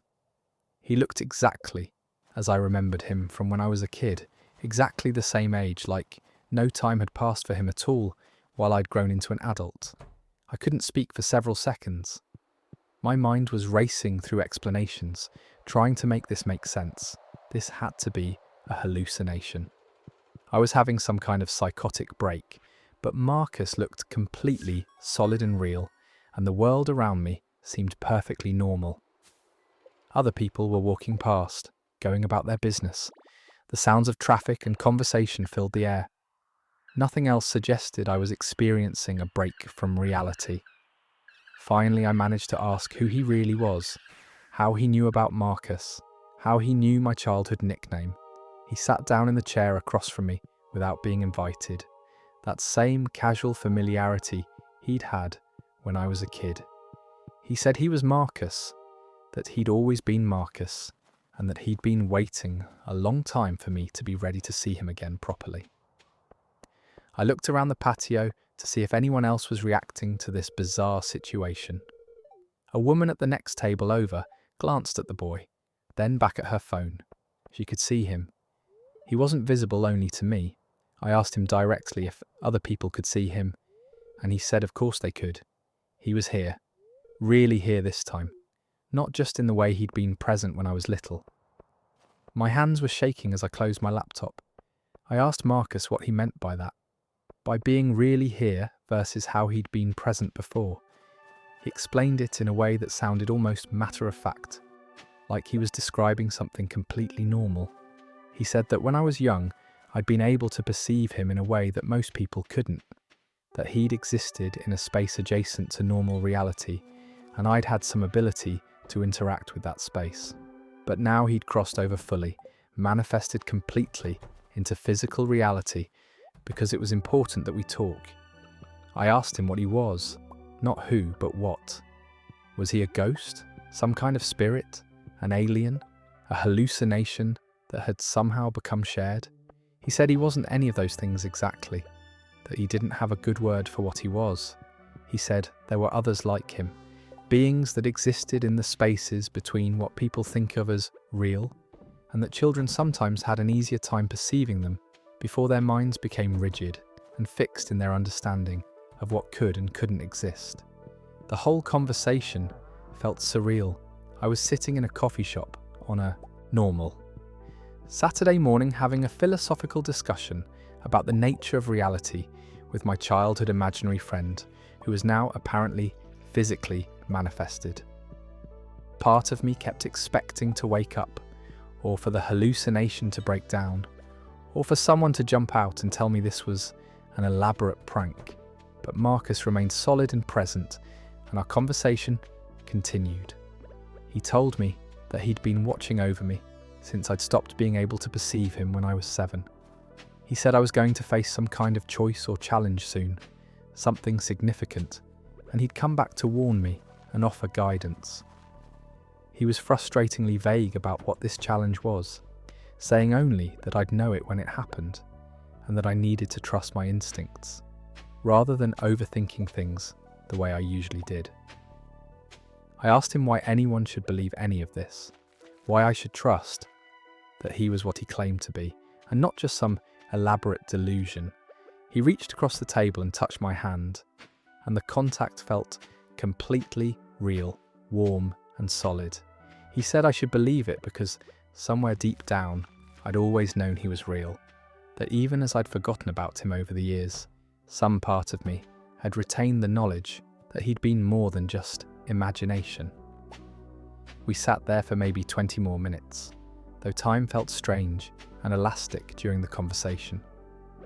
Marcus asked me about my life, about my job and my relationships, and whether I was happy. I found myself answering honestly, telling him things I rarely admitted to myself about feeling disconnected and uncertain about the path my life had taken. He listened with that same patient attentiveness I remembered from childhood, like I was the most important person in the world, and everything I said mattered deeply. Eventually he stood up, saying he needed to go but that he'd be around if I needed him. He told me to pay attention over the next few weeks, to notice things I might normally overlook, and to remember that reality was bigger and stranger than what I'd been taught to believe. Then he walked away from the table, weaving between other patrons on the patio, and disappeared around the corner of the building. I sat there stunned for several minutes before it occurred to me to follow him. I grabbed my laptop and rushed around the building, but there was no sign of him anywhere. The street was busy with weekend foot traffic, but I didn't see any child matching his description in either direction. He'd simply vanished. Over the following days, I became somewhat obsessed with understanding what had happened. I called my mother and asked her to tell me everything she remembered about Marcus from when I was little. She laughed and said I'd had such a vivid imagination as a child, that I'd talked about Marcus constantly for several years. I asked her to describe what I'd said Marcus looked like. Her description matched exactly what I'd seen at the coffee shop. Dark, curly hair, brown eyes, old-fashioned clothes with suspenders. I asked if I'd ever mentioned where Marcus came from, or what he was. She said I'd told her various stories over the years.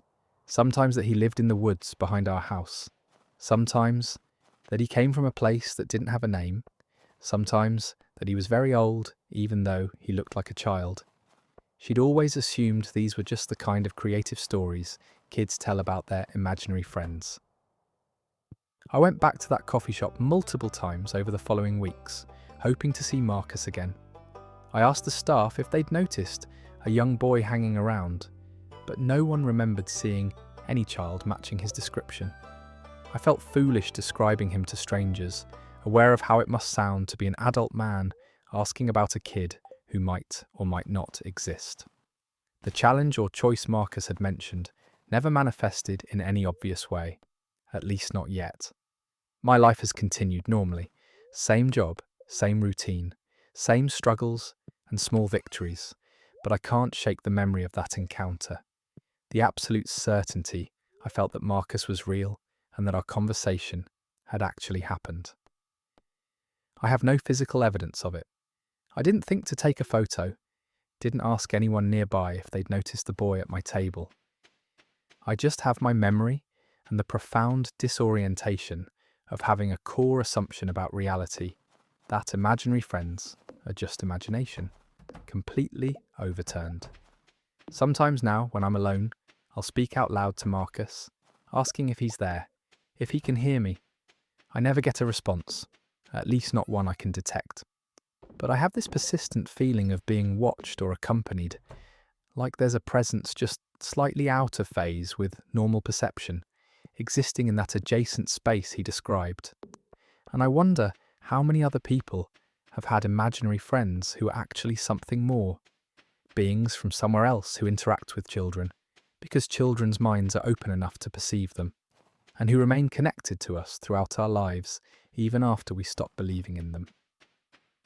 That story leaves us wondering whether imaginary friends might sometimes be real entities from dimensions or realities we can't fully perceive, and whether the boundary between imagination and reality might be far more porous than we've been taught to believe. Our next story comes from someone who woke up one morning with a detailed memory of an entire relationship that never happened, complete with years of experiences, inside jokes, and emotional history with a person who doesn't exist in any record or photograph. I'm 33 years old, and until 6 weeks ago, I would have sworn on my life that I'd been in a serious relationship for 3 years with a woman named Cara Mitchell. I have crystal clear memories of meeting her at a friend's birthday party in late 2019, of our first date at an Italian restaurant downtown, of weekend trips we took together, of meeting her family, of arguments we had and made up from, of the specific way she laughed at my terrible jokes. I can describe her perfectly. Her auburn hair that she wore in a braid when she worked out, the small scar above her left eyebrow from a childhood bike accident, the way she'd scrunch her nose when she was concentrating on something. She was as real to me as any person I've ever known. Then one morning in early May, I woke up and she was just gone. Not gone like she'd left me or moved away, but gone from existence entirely. Gone in a way that suggested she'd never existed at all. I woke up that Tuesday morning in my apartment in Phoenix, in my own bed, alone. This struck me as immediately wrong, because Cara had been staying over most nights for the past year. We'd been talking about moving in together officially, had even looked at a few larger apartments the previous weekend. I sat up and called her name, thinking maybe she was in the bathroom or had gotten up early to make coffee. No response. The apartment was completely silent. I checked my phone, planning to text her and ask where she'd gone so early, but when I opened my messages, there was no conversation thread with Cara. I scrolled through my entire message history, thinking maybe I was looking in the wrong place or had accidentally deleted something. There was nothing. No texts, no saved conversations, no trace of the thousands of messages we'd exchanged over 3 years. I felt the first flutter of real panic in my chest. I opened my photos, where I had albums full of pictures of us together, trips to Sedona, a concert we'd gone to last fall, casual selfies from dinner dates, and lazy Sunday mornings. But when I navigated to where those albums should have been, they didn't exist. I searched for her name in my photo library. 0 results. I started scrolling through my camera roll, looking at every photo from the past 3 years, and Cara wasn't in any of them. Pictures I clearly remembered taking with her showed just me, alone, or with other friends, but with no empty spaces where someone had been edited out. The photos simply showed a version of events where she'd never been present. My hands were shaking badly now. I called her phone number, which I knew by heart from dialing it hundreds of times. The automated voice told me the number was not in service. I searched for her on social media, every platform I could think of. No results for Cara Mitchell in Phoenix. No results for Cara Mitchell anywhere that matched the person I knew. I searched for her family, Her parents, whose names I remembered from meeting them multiple times. Nothing. I searched for the company where she'd worked as a graphic designer. The company existed, but when I looked at their staff directory, there was no one by her name. I got out of bed and walked through my apartment in a daze. Everything looked normal, except for what was missing. The drawer where Kara kept some clothes for when she stayed over was empty. The space on my bathroom counter, where she'd kept her toiletries, held only my own things. The second toothbrush holder was empty, but I had such vivid memories of her standing at that sink, brushing her teeth while telling me about her day. I could picture her there so clearly, it felt like I should be able to reach out and touch her. I called my best friend Ryan, trying to keep my voice steady. When he answered, I asked him if he remembered Kara, if he'd seen her recently. There was a long pause. Then he asked me what I was talking about, who Kara was. I tried to explain, to remind him that he'd introduced us at his birthday party 3 years ago, that we'd all gone hiking together multiple times, that he and Kara had bonded over their shared love of terrible horror movies. Ryan's voice got concerned. He said he didn't know anyone named Kara, that his birthday party in 2019 had been just a small gathering of a few people he'd known for years, and none of them had that name. I pressed him, getting more agitated. I described her in detail, reminded him of specific conversations and events. He kept insisting gently that I must be confused, that I'd never mentioned anyone named Kara to him, that I'd been single as far as he knew for the past several years. He suggested maybe I was thinking of someone I'd briefly dated and was misremembering how long the relationship had lasted. I hung up, feeling like the ground was disappearing beneath me. Over the next several hours, I systematically contacted everyone I could think of who would have met Kara. Friends, co-workers, family members. I described her to my sister, who I knew had met Kara at Thanksgiving dinner 2 years ago. My sister had no memory of anyone else being at that dinner, except our immediate family. I called the Italian restaurant where I was certain we'd had our first date, asked if they had any reservation records from 3 years ago. They said they didn't keep records that far back. And besides, their reservation system only showed names. And what exactly was I trying to find? I spent hours searching through my apartment for any physical evidence of her existence. A gift she'd given me, a piece of mail with her name on it, a receipt from something we'd bought together. Nothing. My bookshelves, which I clearly remembered her adding several of her favourite novels to, contained only books I recognised as mine. The closet space where some of her clothes should have been hanging held only my own things, with no gaps or empty hangers to suggest anything was missing. The memories themselves were incredibly detailed and consistent. I could remember the plot of the book she'd been reading last month. I could recall the exact shade of nail polish she'd worn to a wedding we'd attended together. I knew her coffee order, her favourite hiking trails, the names of her childhood pets, her irrational fear of moths. These weren't vague impressions or fuzzy recollections. They were sharp, specific, multi-sensory memories, complete with emotional resonance and contextual details. But every single piece of objective evidence said the same thing. Kara Mitchell had never existed.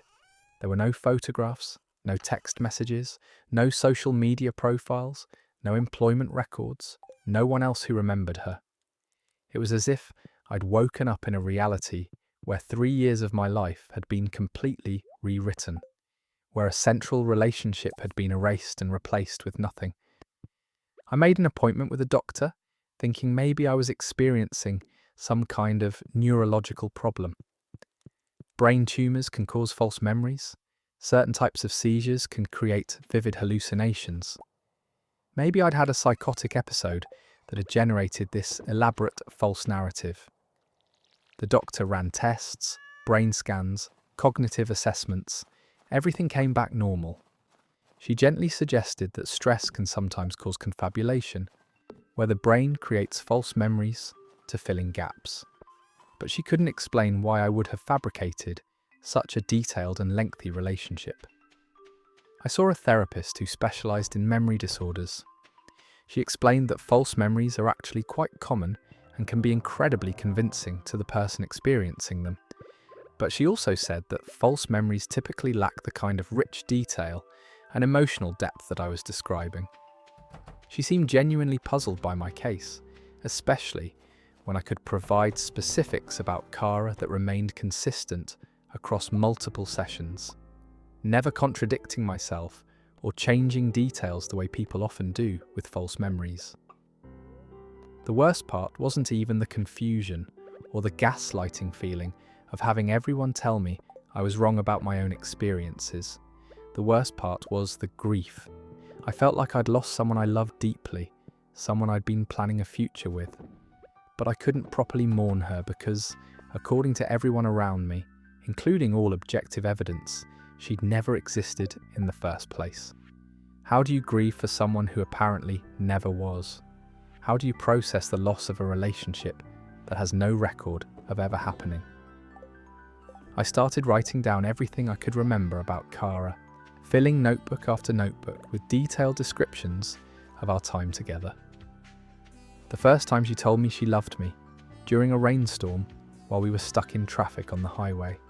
The way she'd sing off-key in the shower, her habit of stealing French fries off my plate while insisting she didn't want to order her own.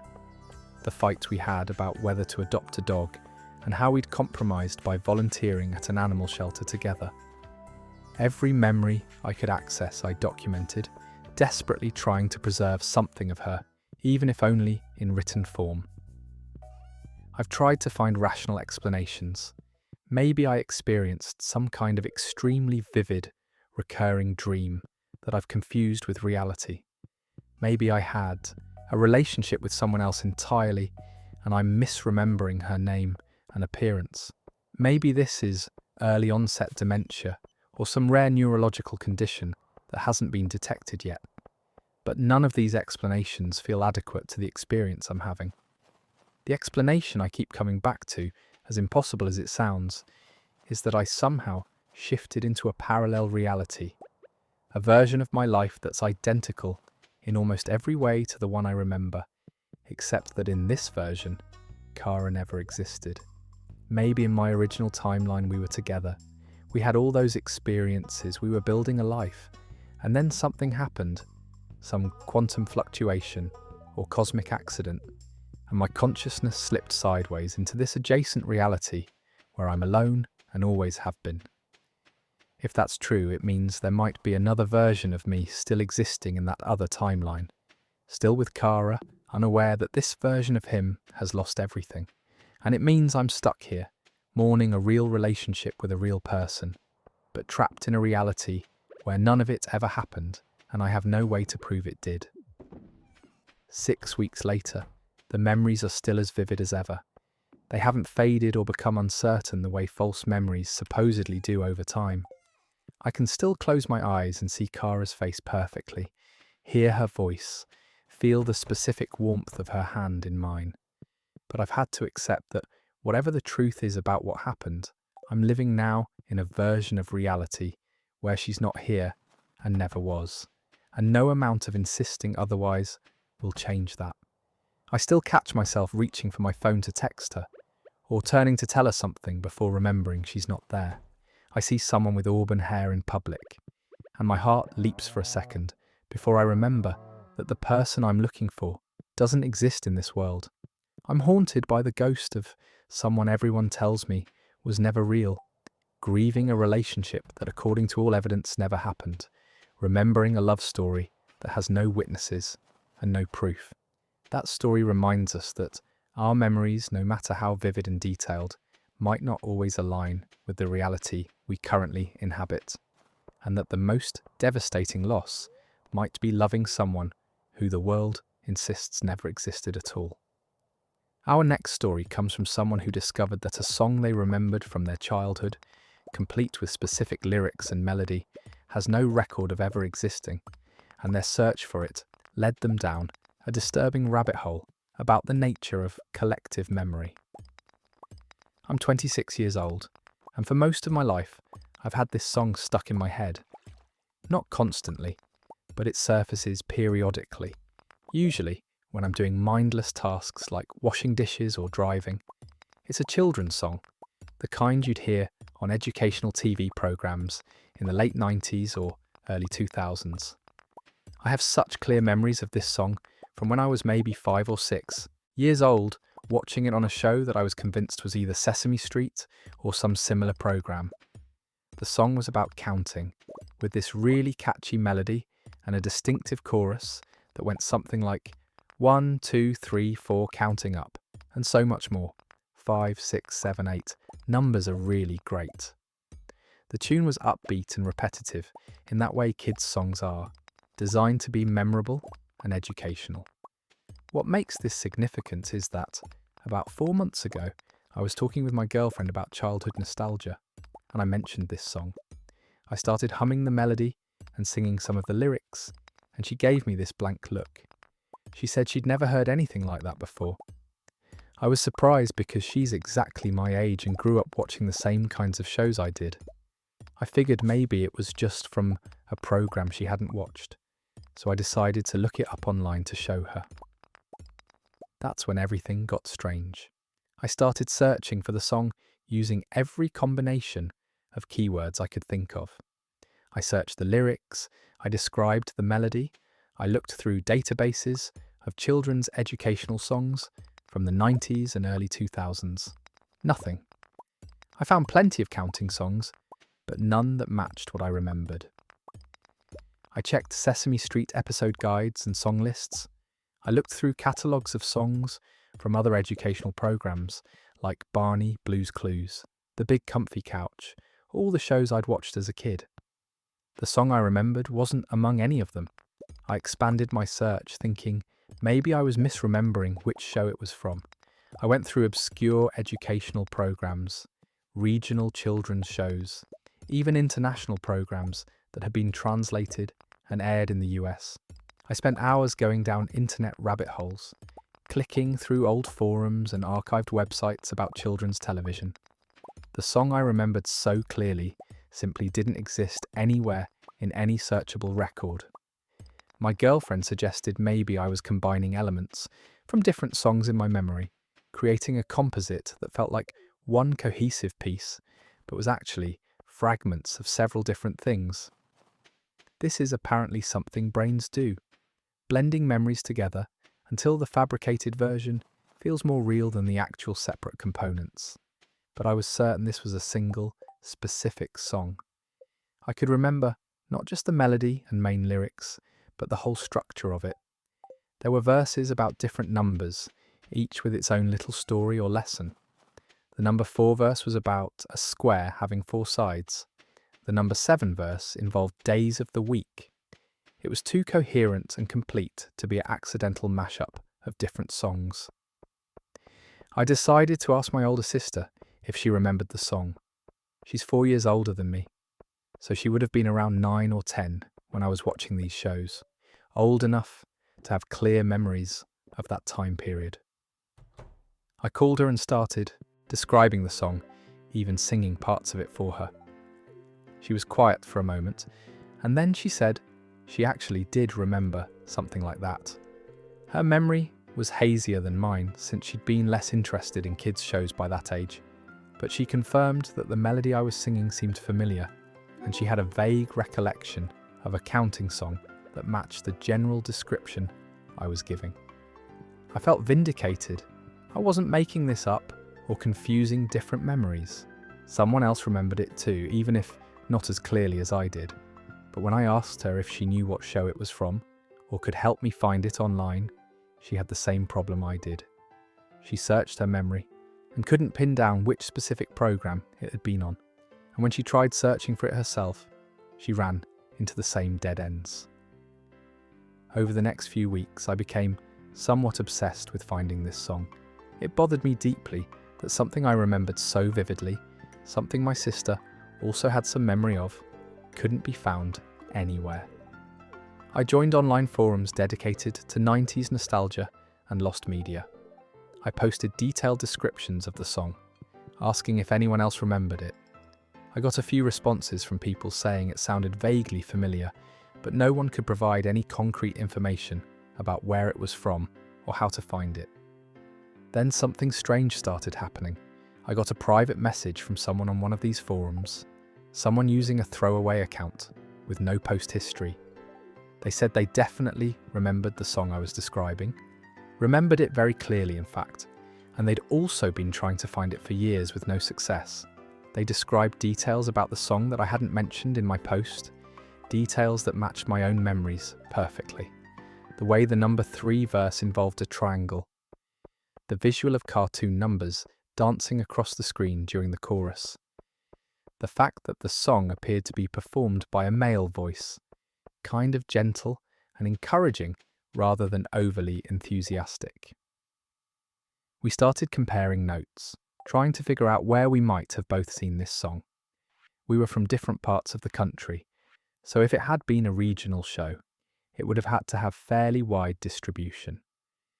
We went through our childhood TV viewing habits systematically.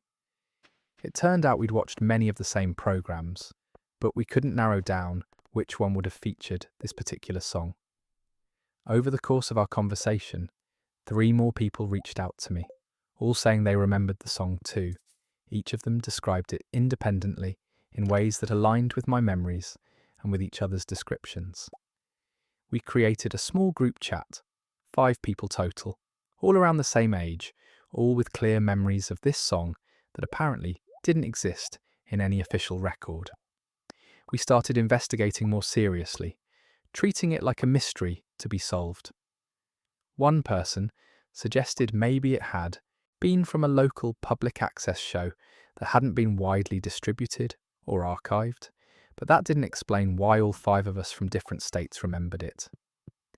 Another theory was that it had been part of some educational content that aired briefly and was then pulled for unknown reasons, maybe copyright issues or something similar, which would explain why it vanished from records. But wouldn't someone have archived it? Wouldn't there be some mention of it somewhere? One member of our group had a background in music and actually sat down with a keyboard to try to recreate the melody based on all our descriptions. They sent us a recording, and when I heard it, chills ran down my spine. That was it. That was exactly the tune I'd had stuck in my head for 20 years. The other members of the group confirmed the same thing. This person had successfully recreated a song that supposedly didn't exist based purely on our collective memory of it. The deeper we dug, the weirder things got. We found that the phenomenon of shared false memories, sometimes called the Mandela effect, was more common than I'd realised. There are numerous examples of large groups of people remembering things that apparently never happened or existed. Products with names that were actually different, movie quotes that were never said, historical events that occurred differently than masses of people recall. Usually, these are explained as the results of similar false memories being created across many minds, brains making the same types of mistakes or conflations. But this felt different. This wasn't misremembering a brand name or getting a movie quote slightly wrong. This was an entire song with specific melody, lyrics, structure, and visual accompaniment that 5 strangers independently remembered in virtually identical detail. The statistical probability of us all creating the same false memory, down to specific verses about triangles and days of the week, seemed impossibly low. We expanded our search beyond just online forums. We started reaching out to people who had worked in children's television during that era. We contacted former employees of Sesame Street, producers of other educational programs, composers who had written children's songs. Most didn't respond, but a few did, and none of them had any knowledge of the song we were describing. One former Sesame Street composer was particularly helpful, actually listening to our recreated melody and going through their archives, but they came up empty. Someone in our group suggested a darker possibility that we'd all been half joking about, but was starting to feel uncomfortably plausible. What if the song had existed in some version of reality, but that timeline had somehow been altered or overwritten? What if all 5 of us retained memories from a slightly different version of the past, one where this song had been created and aired, and we were now living in a timeline where it never existed? It sounded absurd when stated plainly, but it was the only explanation that accounted for why our memories were so specific and so aligned with each other, yet completely unsupported by any physical evidence. I started having these unsettling thoughts about what else might be different. If a children's song could disappear from existence while a handful of people retained memories of it, what other changes might have occurred that I simply hadn't noticed? Were there other things I remembered that never happened? Were there people or events that had been erased similarly? The solid reliability of memory and history suddenly felt much more fragile. About a month ago, our group was contacted by someone who claimed to have information about the song. They said they'd been following our search and believed they knew why we couldn't find any record of it. We were all simultaneously hopeful and skeptical. The person wanted to meet in person, which seemed strange for information about a children's song, but one of our group members who lived in the same city agreed to meet them. The meeting apparently didn't go well. The person who claimed to have information turned out to be someone with a lot of unconventional ideas about reality and consciousness, and they wanted to recruit our group member into some kind of organisation that studied timeline inconsistencies. Our group member left the meeting feeling uncomfortable and didn't get any actual useful information about the song. It was a dead end that made our whole search feel ridiculous and paranoid. Since then, the investigation has mostly stalled.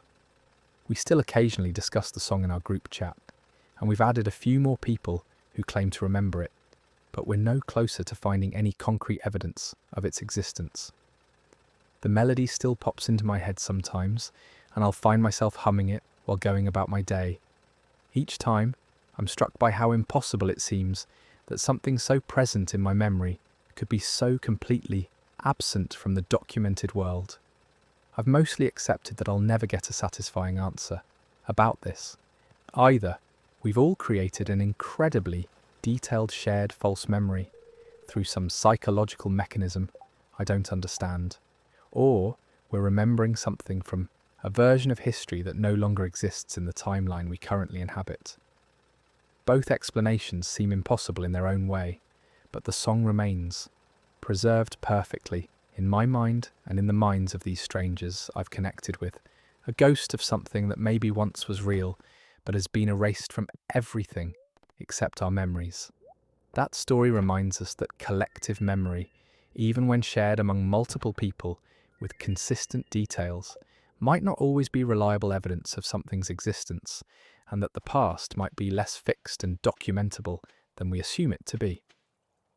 And that's where we'll pause for the night, everyone. These tales of glitches in the matrix and spooky coincidences always leave me wondering, what is reality really? Maybe we're all just dreaming, or maybe the dream is us. If you enjoyed this cozy batch of Reddit oddities as much as I did, please consider subscribing and joining me again for another night of Stardew and strange stories. Thanks for listening, and until next time, sweet dreams.